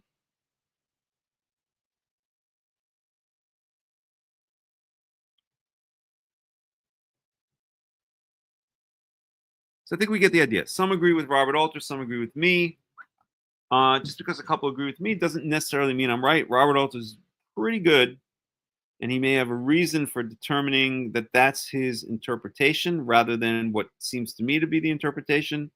But we'll just leave this issue as closed for now. Okay, so since I'm teaching the class, I'll stick with my interpretation, and it means that even a foreigner who comes from China or Peru or wherever and wishes to bring a sacrifice to the God of Israel, he also must stick to the same standards. He also cannot bring a blemished animal and put it on the altar just because he's not part of the nation of Israel. He doesn't get a free pass. He doesn't get lower standards just because he's not in covenant with Yahweh the way that we as the house of Israel are. Okay.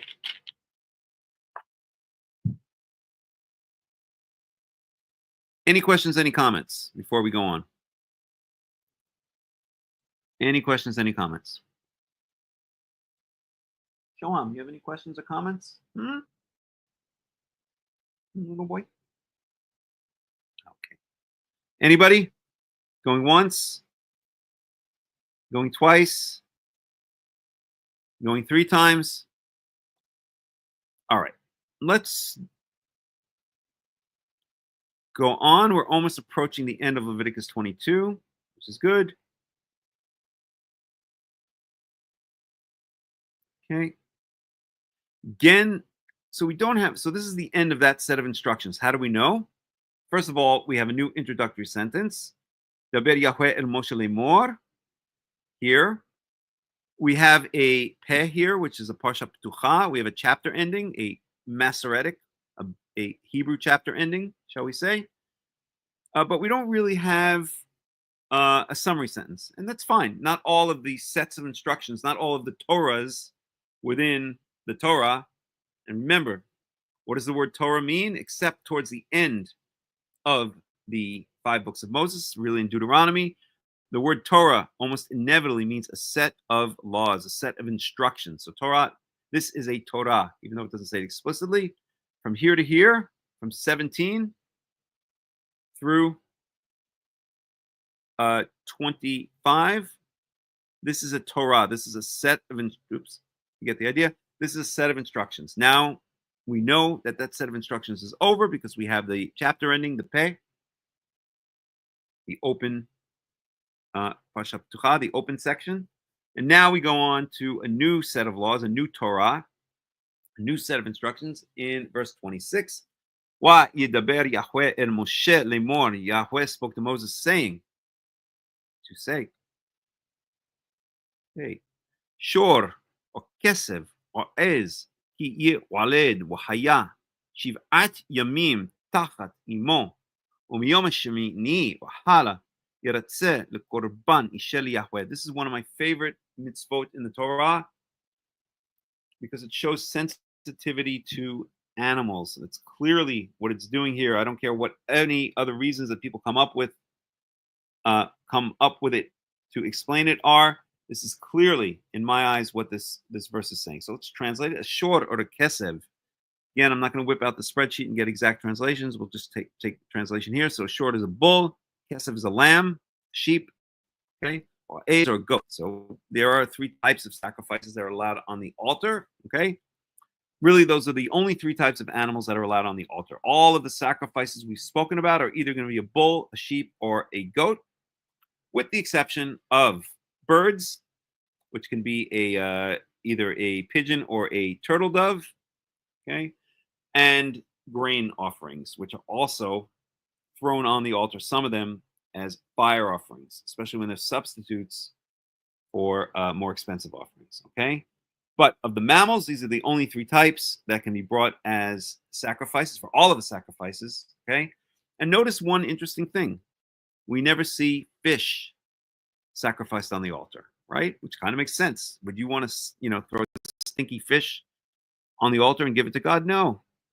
Okay? So I always like to point that out. People sometimes don't realize that. Like, oh yeah, right. We don't sacrifice fish on the altar of God. Okay. So short or kesef a, so basically a bull, a sheep, or a goat, that is born.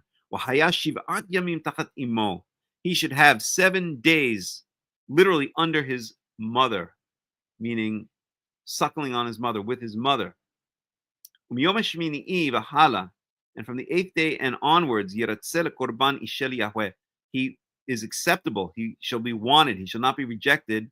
It's really given in the positive. He shall be accepted as an offering, a fire offering to Yahweh. In other words, you don't take a little baby away from its mother when it's still suckling.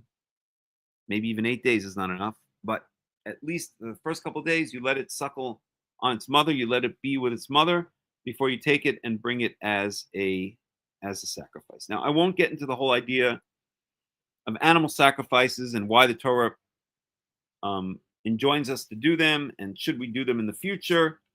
I've spoken about this a bit before,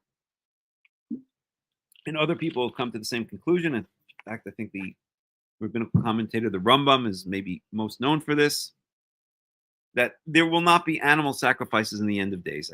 I strongly believe that as well. I won't go into all my reasoning right now, but suffice it to say that animal sacrifices were an institution that was right for its time. That's what the surrounding countries did. How did they worship their gods? They sacrificed animals to their foreign gods. And so it would have been too much of a change for Israel to not ask them, or to ask them not to sacrifice animals to their God. That's just what they were used to. And I always like to call the Torah incremental morality. It doesn't try to fundamentally change the reality of the world around us. It tries to take the world around us and make it a little bit better. We see many examples of this. Maybe a very good example would be the ayin tachat ayin. So if you read the Code of Hammurabi, which is eye for an eye. If you read the Code of Hammurabi, it uses almost the same phrase. I won't bring it up right now. It uses almost the same phrase as the Torah. The Code of Hammurabi speaks about an eye for an eye, and a tooth for a tooth, and I don't remember exactly, burn for a burn, let's say. Okay, I'd have to bring up the text to see exactly what it is. Well, let's bring it up. It's interesting.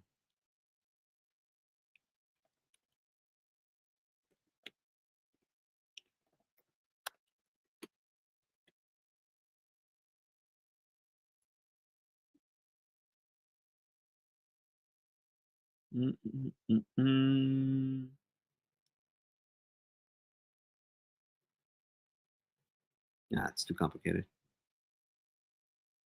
Okay, I can't find it right now. At any rate, so it's taken literally in the Code of Hammurabi. The Code of Hammurabi was given before the Torah, a couple of centuries before the Torah. Okay, I think in the 15th or 16th century BCE, if I remember. And the giving of the Torah is usually dated to around 1250 BCE, so a couple of centuries before the giving of 1755 to 1750 BCE, so about 500 years before the giving of the Torah. And he uses almost the same phrase. Let's find it. It's so interesting. Hold on a second. Text of the Code of Hammurabi.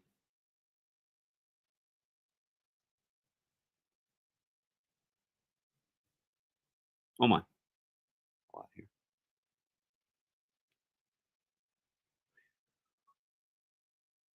Okay.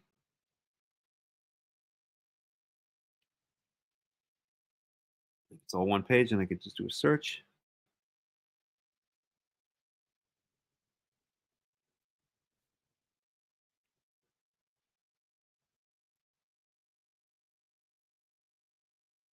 Text.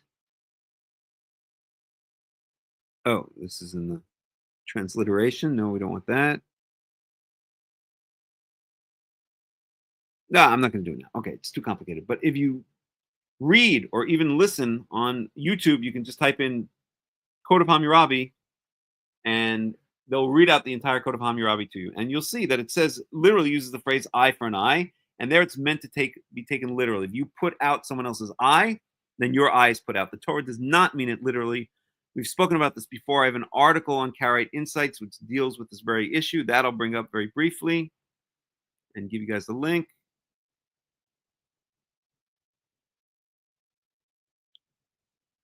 This is the idea of kofer in the Torah, that you should have your eye put out, but you can pay off the party that you've offended. And the only thing, the Torah says, the only thing you cannot pay off for is murder. If you murdered somebody, you cannot pay that off.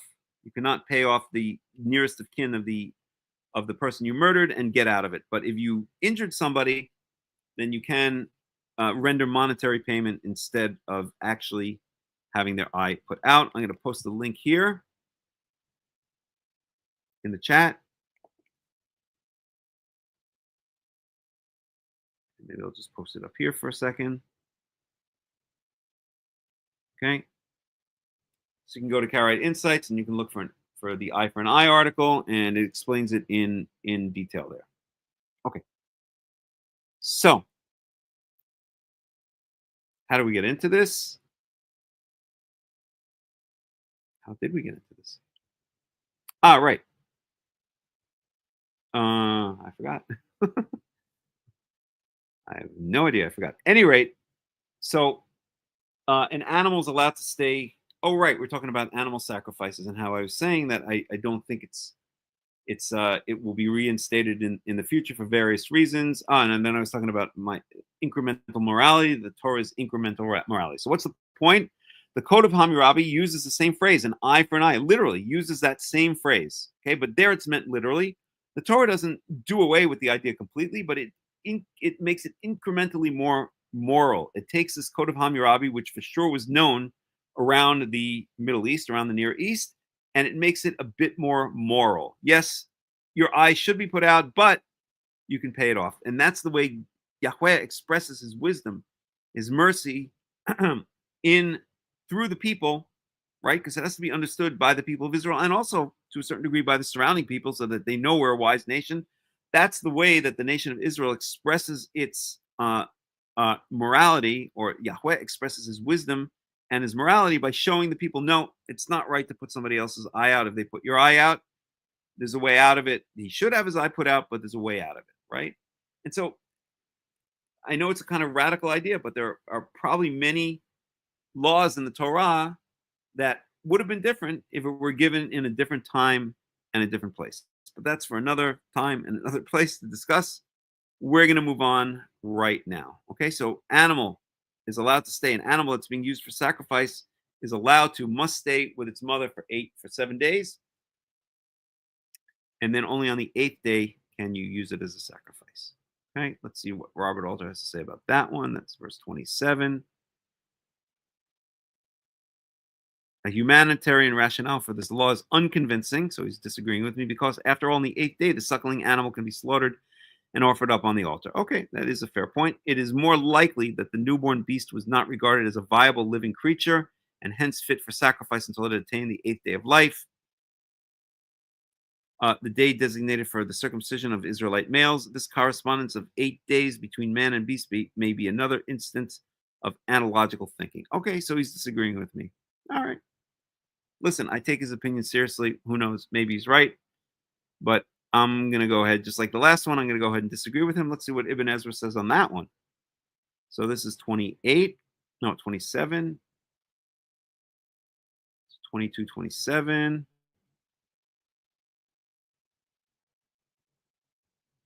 So Ibn Ezra says,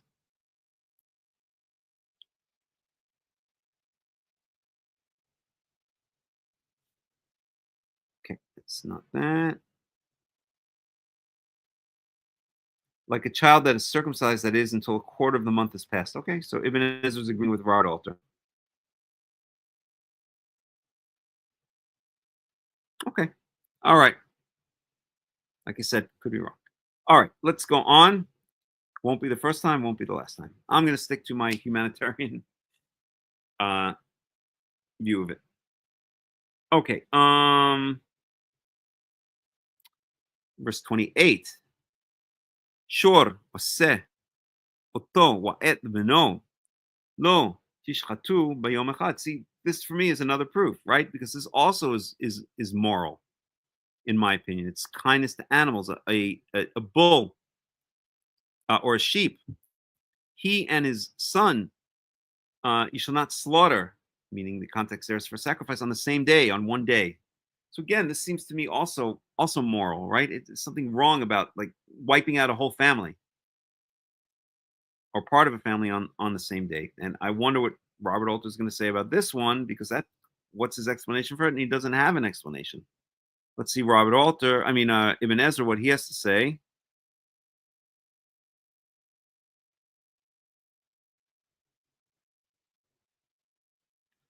So he says, I've previously explained this. The commandment pertains to both males and females.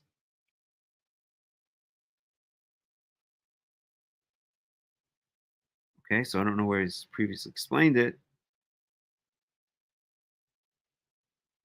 Okay, I don't know where he's previously explained it. But to me, what's the reason here? Well, Robert Alter doesn't give an explanation, and this seems to be another kind of moral thing, right? It's something wrong about slaughtering a mother and its son on the same day, or a father and the son on the same day.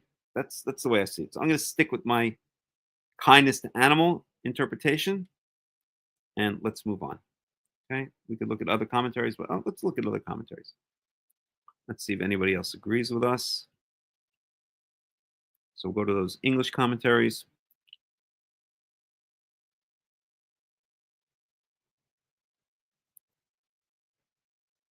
So Leviticus 22.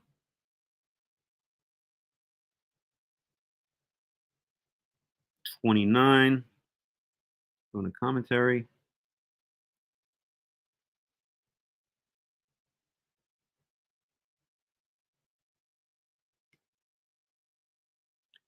Okay, so Eliot's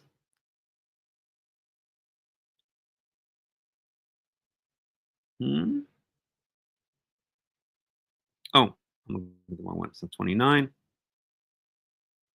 It's 27.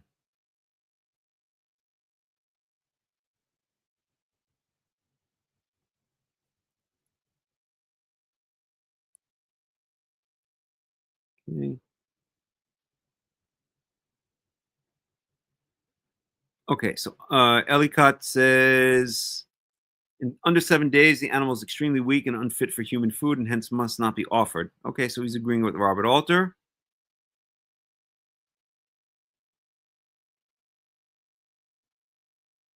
This is going on along tirade.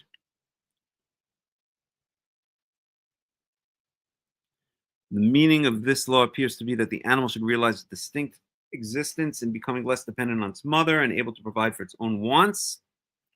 It's kind of somewhere in between Robert Alter's understanding and my understanding. It can be taken either way. Janison, Fawcett, Brown were not considered perfect nor good for food until the 8th day. So he's agreeing with Robert Alter.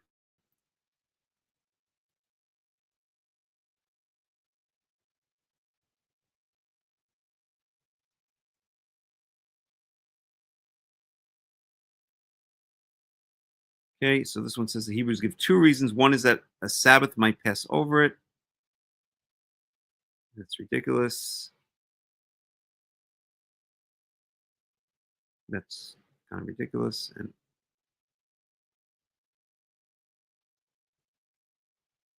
okay, look at one more.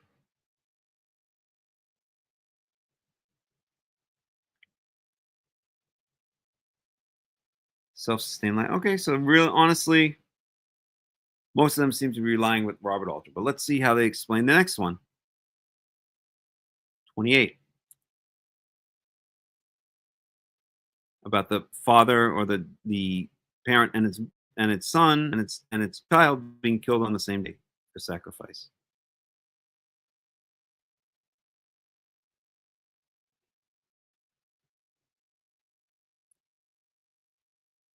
So Benson commentary says, this Maimonides, the Rambam considers as a precaution of humanity, lest the dam should be brought to the altar while she is yet mourning the loss of her young, slain perhaps before her eyes. And indeed, there is a degree of cruelty in the very idea of imbruing the hand in the blood of both parent and offspring at the same time. Thank you. So that one's agreeing with me. And I will say that the fact that, and we'll look at some other commentaries, the fact that this particular commentary is saying that verse 28, where the mother and the son, we'll just say, is killed on the same day, or the father and the son is killed on the same day, it is for reasons of kindness to animals or for humanitarian reasons, then that would imply also that 27 is, because usually these things are grouped together. The Torah groups ideas and concepts together.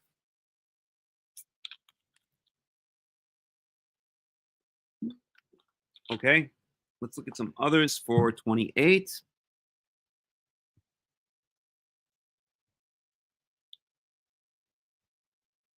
Matthew Henry. Okay, this just goes on forever.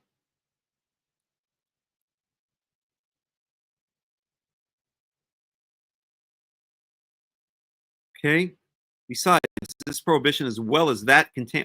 So now this one actually says, Jameson says, besides this prohibition as well as that contained in Leviticus 22:28, inculcated a lesson of humanity or tenderness to the dam, as well as secured the sacrifice from all appearance of unfeeling cruelty. Okay, so this is agreeing me with 27 and 28 because it's savored of cruelty.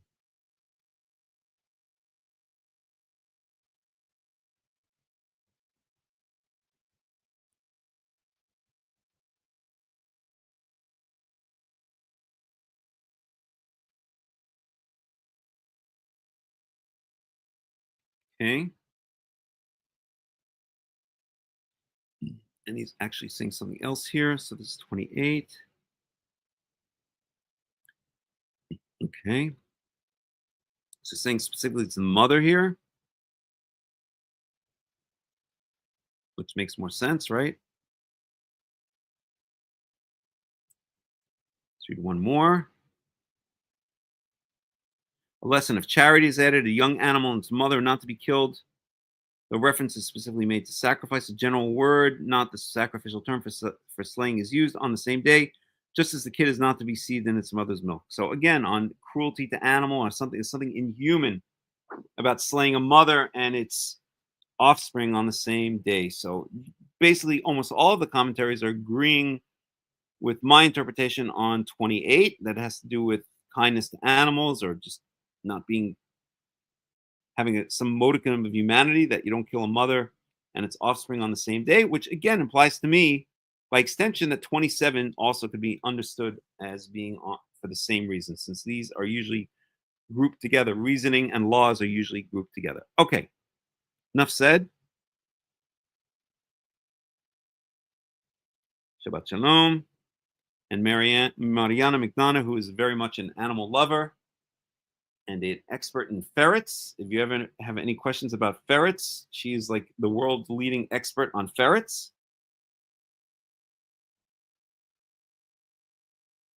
So speak to her. She'll drive you a bit crazy talking about them, but she knows her stuff. Got to tell you that much. Okay.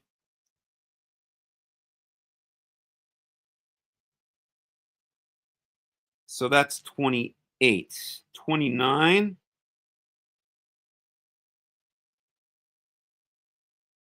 וכי תזבחו זבח תודה ליהוה לרצונכם תזבחו. So if you want to bring a fellowship offering, a thank you offering, and again, we spoke about this earlier, there are different types of fellowship offerings. including the oath offering or the vow offering and the voluntary offering, the free will offering, right? We gave the examples above. These are different aspects or different subcategories of the Todah, of the fellowship offering. Way back when we were learning the book of Leviticus, we spoke about this in more detail. If you want to see the details on your own, it's in Leviticus. Let's see. Leviticus chapter 5, I'm going to guess. Let's see.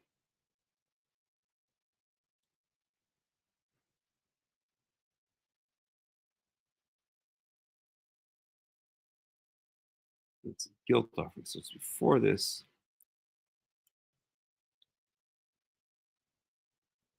Sin offering.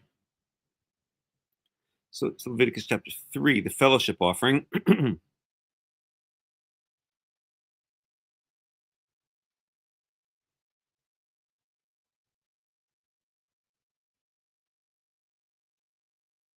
So it's just in general, but then it fleshes out the fellowship offering later on. So maybe it's 6.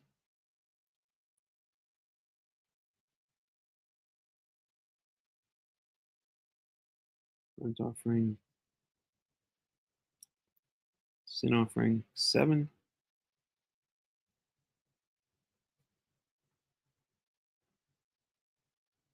The fellowship offering. Okay. So here's the fellowship offering. It's Todah.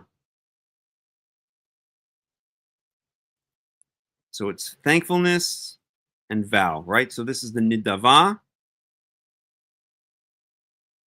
right? So we spoke about the two aspects of the fellowship offering, and that's the nidavah, the free will offering. They translated here as thankfulness, and the which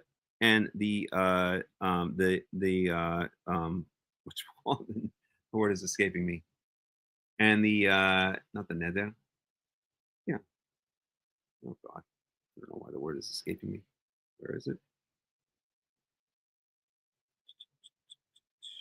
1 second. Yeah, the neder. Okay, or the neder offering. Okay, the vow offering or the free will offering. Okay, so those two make up the todah, the thankfulness, or the or usually translated as the fellowship offering. Okay, so if you want to bring one of these fellowship offerings, which can either be a vow offering or a voluntary or a free will offering, do it as much as you wish. You're free to do so. Okay, but, and there's always a but after these. Okay, Bayomahu ye'achel lo tutiru mimenu ad boker ani Yahweh. But if you do bring it, then on that same day, and by the way, for the fellowship and the the fellowship offering, then I'd have to go back and check the exact details. That would be again in Leviticus chapter 4.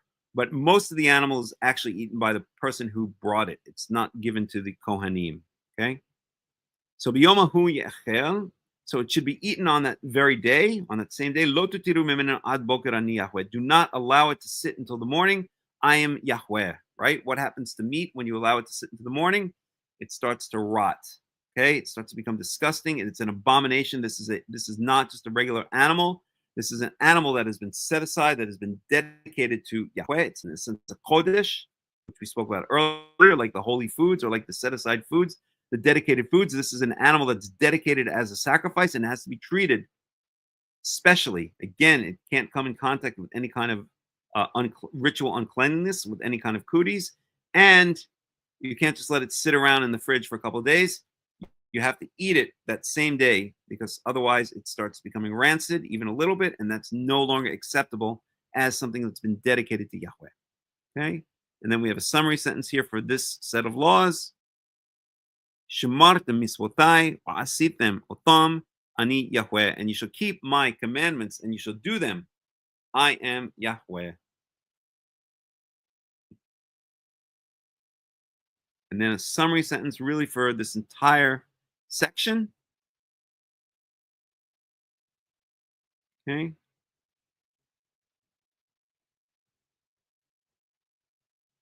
Milo techalalu et shem qadshi ונקדשתי בתוך בני ישראל, אני יהוה מקדישכם, and we've seen the same, I think almost word for word, the same formula before.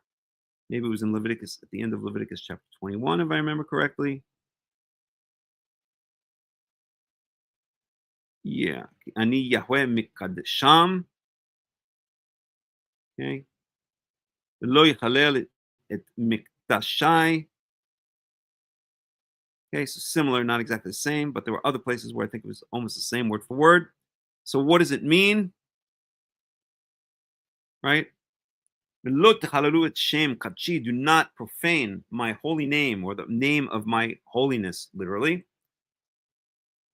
ונקדשתי בתוך בני ישראל, and I shall be sanctified, or I should be made holy, or I should be set apart as special among the children of Israel. אני יהוה מקדישכם. I am Yahweh who makes you special, who makes you holy. I don't like the word holy, it's not expressive. Who makes you set aside, who makes you set apart. Okay? So do not profane my special name, my name that is set apart, because I shall be set apart among the children of Israel. I am Yahweh who sets you apart, right? Just as Yahweh has set the children of Israel apart from the rest of the world, from the rest of the nations. So we are to make sure that we remember that he is set apart, and that anything that is donated to him, that is given to him, is also set apart. This is the whole idea of Kodesh. Kodesh means set apart, dedicated. It's often translated as, but it means like set aside as something special. Okay. Likewise, we said, just like Shabbat is the example that I've given a number of times, right? Shabbat is a day that is set apart from the rest of the days. It's a special day, right? And then this word lo techalalu, which is usually translated as profane. We've mentioned this already a number of times. A very poor translation, because nobody really knows what the word profane means anymore. They think of it as profanity, like smut and stuff like that. That's not what it means. Profane means to take something special, to take something that is set apart and just integrate it with all of the rest. So the example I've given a number of times now over the weeks is if you just take the Shabbat, which is a special set apart day, and you treat it like a Monday or a Tuesday or a Thursday, then you are profaning it. You're taking that which is special and just making it regular. Okay? You're not spitting on it. You're not, trampling on it. You're not making it a lower than regular day. You're just taking something which is not meant to be regular. That's something that's meant to be special, and you're making it regular. It would be like not celebrating your birthday, or in America, I don't know, not celebrating New Year's Eve or something like that, right? Just making it another day at the office, okay? That's the idea. So, whenever you hear the word do not profane, okay, that's what it's speaking about. So we have this whole idea of holiness. Remember, we said that Leviticus chapter 17 through 25, I think they usually say, is called the Holiness Code, even though that comes from the documentary hypothesis. We don't believe in the documentary hypothesis, at least I don't. Nonetheless, calling it the Holiness Code, if we take away the idea that it's from a different source text and understand the Torah as one integrated whole dictated by Moshe, maybe written by Moshe, probably collaboration of Moshe and Yeshua, then nonetheless, we can still call Leviticus 17 through 25 or whatever it is, maybe it's 26, it's 25, the Holiness Code, because we have this constant repetition of I am holy. Do not profane my name. Do not profane my tabernacle. My tabernacle is holy. You are holy. The things that are set aside to me are holy. Holy, again, is a horrible translation. A better translation would be special, or not average, or not regular, or set aside, made distinct, right? Like that kid in the class, right? That was smarter than everybody else, and everybody like excluded him from the group. That would be Kodesh. That would be someone who's set aside. They're different. They're special. Like that idiot Horace Wu who stole my first place finish in junior high school. I'll never forgive him. He was valedictorian. Oh God. Oh God. Okay. Sorry, just had a little flashback there. Okay. Any rate.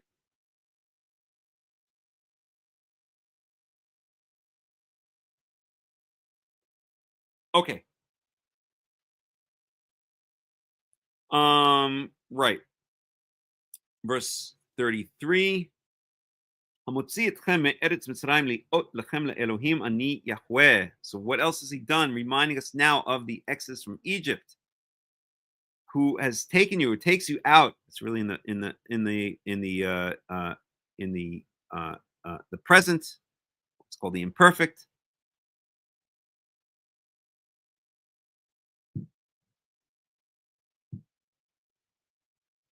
It's really the present. So at any rate, who takes you out of the land of Egypt to be for you a God, to be to you a God. I am Yahweh. So a reminder of the exodus from Egypt. The exodus from Egypt is the defining event. It's kind of like the climax, was the climax until the Geula, until the redemption, until the ingathering of the exiles was the climax in the relationship between the people of Israel and Yahweh. This was the big event. We were stuck in Egypt. We were slaves. And Yahweh miraculously came after hundreds and hundreds of years, heard our suffering, heard of our pain and suffering. It went up to heaven and he heard of it and he remembered the forefathers, Abraham, Isaac, and Jacob. He remembered the promise that he made to them. And when the time was right, that suffering activated his mercy or activated his sense of timing. And then he brought the 10 plagues on Egypt, culminating in the essentially destruction of Egypt, the slaying of the firstborn, and then miraculously, by doing so, allowing us to exit our slavery in Egypt, to cross the Red Sea, and ultimately, approximately 2.5 months later, 1.5 months later, to arrive at Mount Sinai and receive the 10 Commandments from him. Okay. So that was the defining moment. That's why this exodus from Egypt is constantly reiterated throughout the Torah and throughout the Tanakh, because this was the defining moment. If you think of relationships that you have with other people, there's often a defining moment, right? The moment you fell in love, I don't know, the first kiss, the day you realized this was the one for you, whatever the case may be, and maybe it involves certain events, maybe you were at a certain place, a certain time, whatever. That's the idea here. This was the consummation. This was the peak, the climax of the relationship between Yahweh and the children of Israel. Okay.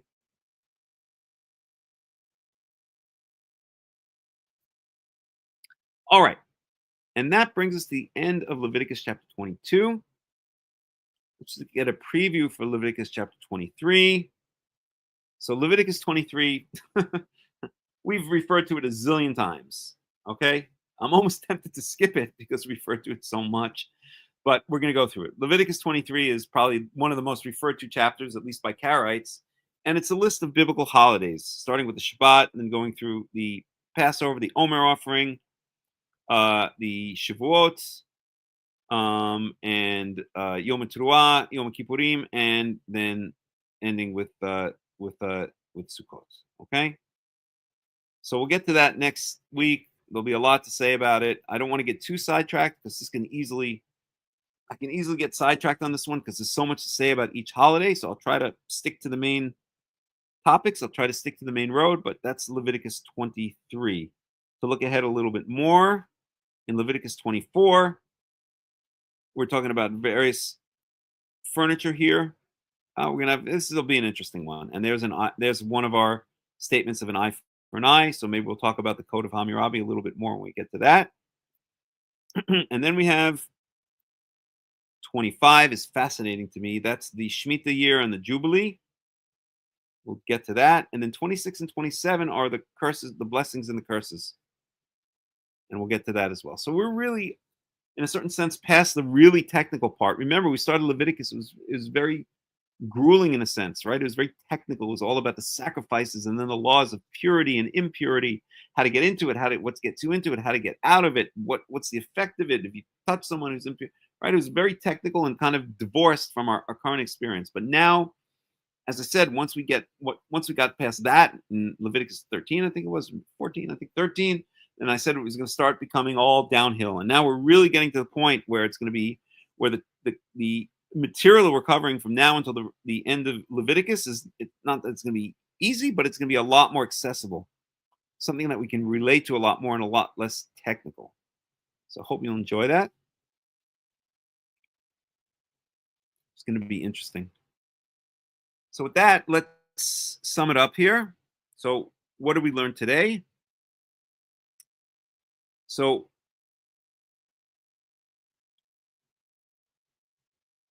Leviticus 22. Switch over to the English.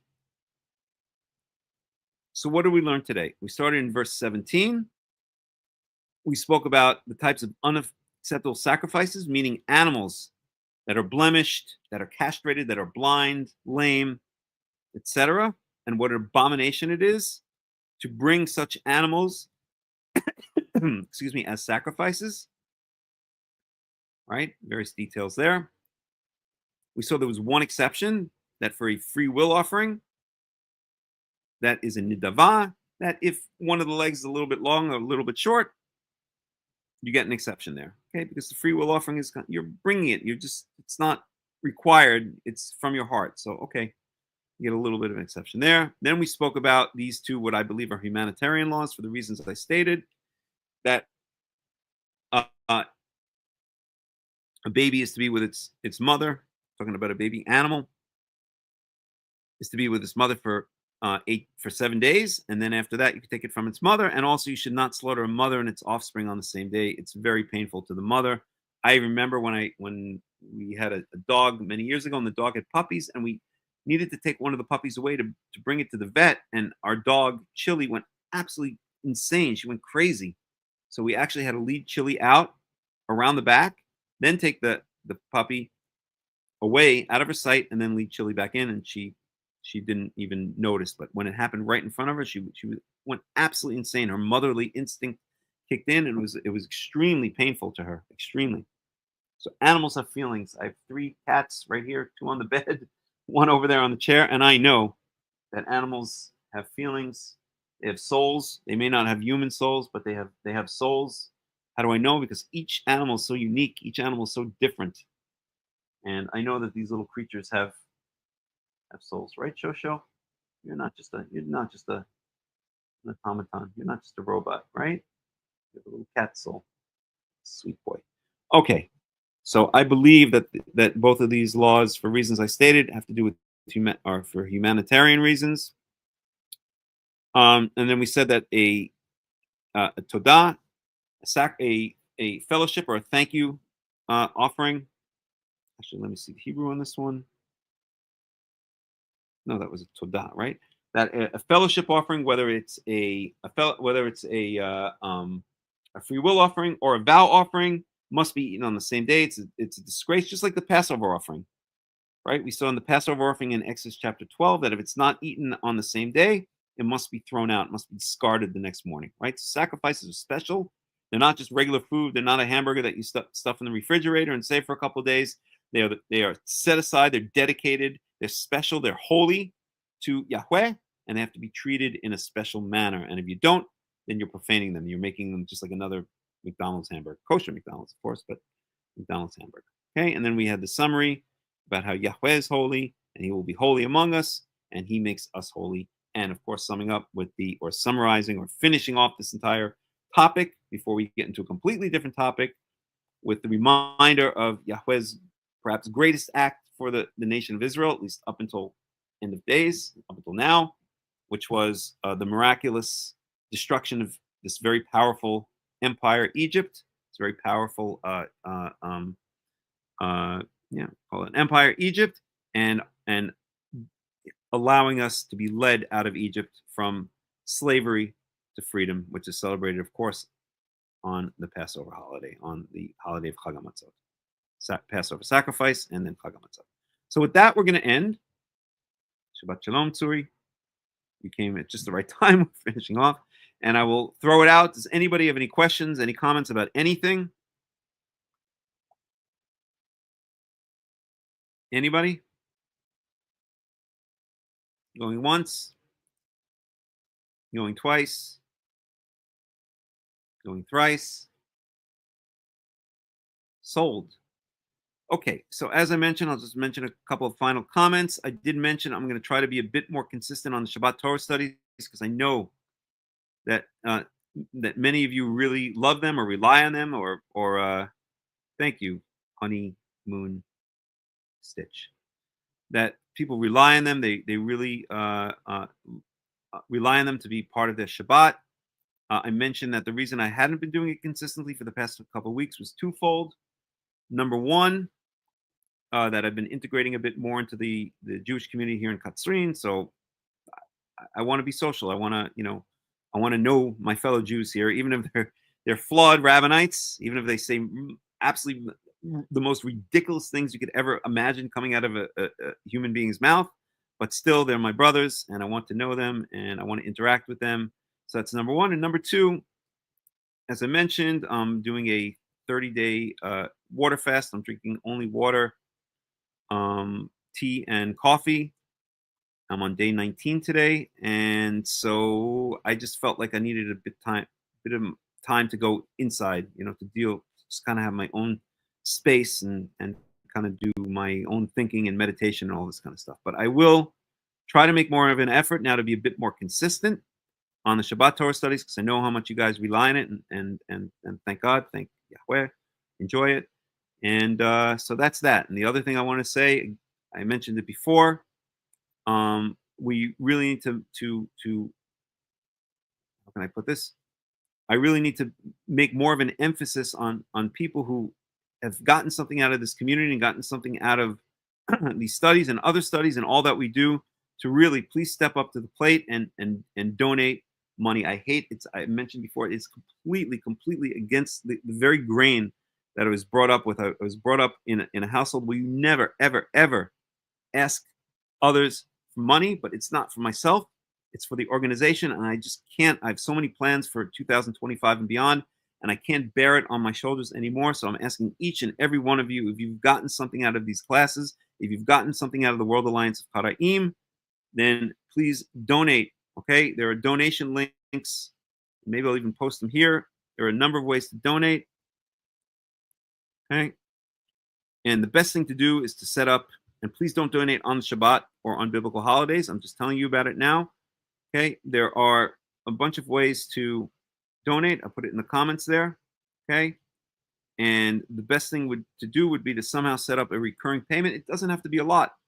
Okay, if you can't afford a lot, give $5 a month, give $10 a month. If you can afford more, give $50, give $100 a month, whatever you can afford. Okay, there's this idea once again of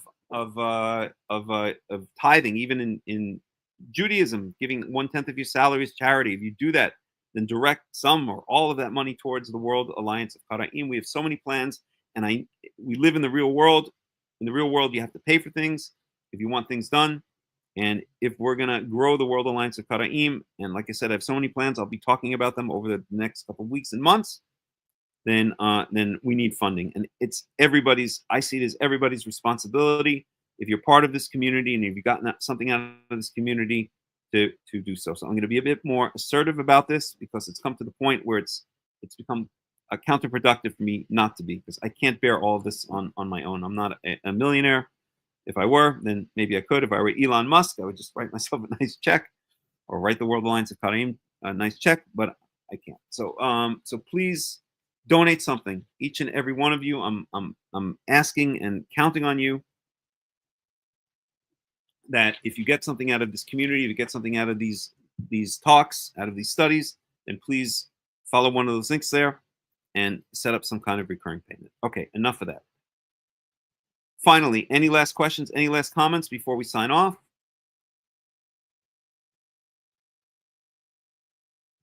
If not, then we'll sum up. Let's close out these windows here. So once again, this has been Hakham Melech Ben Yaakov of the World Alliance of Qara'im with the weekly Torah study. We've studied Leviticus chapter 22, finished off Leviticus chapter 22 this week. Next week, we'll start going into Leviticus chapter 23. And I encourage you, if you want to get more involved with the World Alliance of Qara'im, we have, again, I'm not going to post them here, but if you look at the original announcement, we have a bunch of ways to stay in contact with us. We have a Facebook group, we have a Facebook page, we have a WhatsApp group, a whole bunch of different ways, and I encourage you to do so. So thank you very much for joining us. Once again, this is Hakham Melech Ben Yaakov of the World Alliance of Qara'im. Let's see how we do this. There we go. And we will go out, as we always do, with music. I wish you all a wonderful Shabbat, Shabbat Shalom, and a Shavua Tov, a good week wherever you happen to be in the world. And Bezarat Yahweh, with the help of Yahweh, we will see you again next week.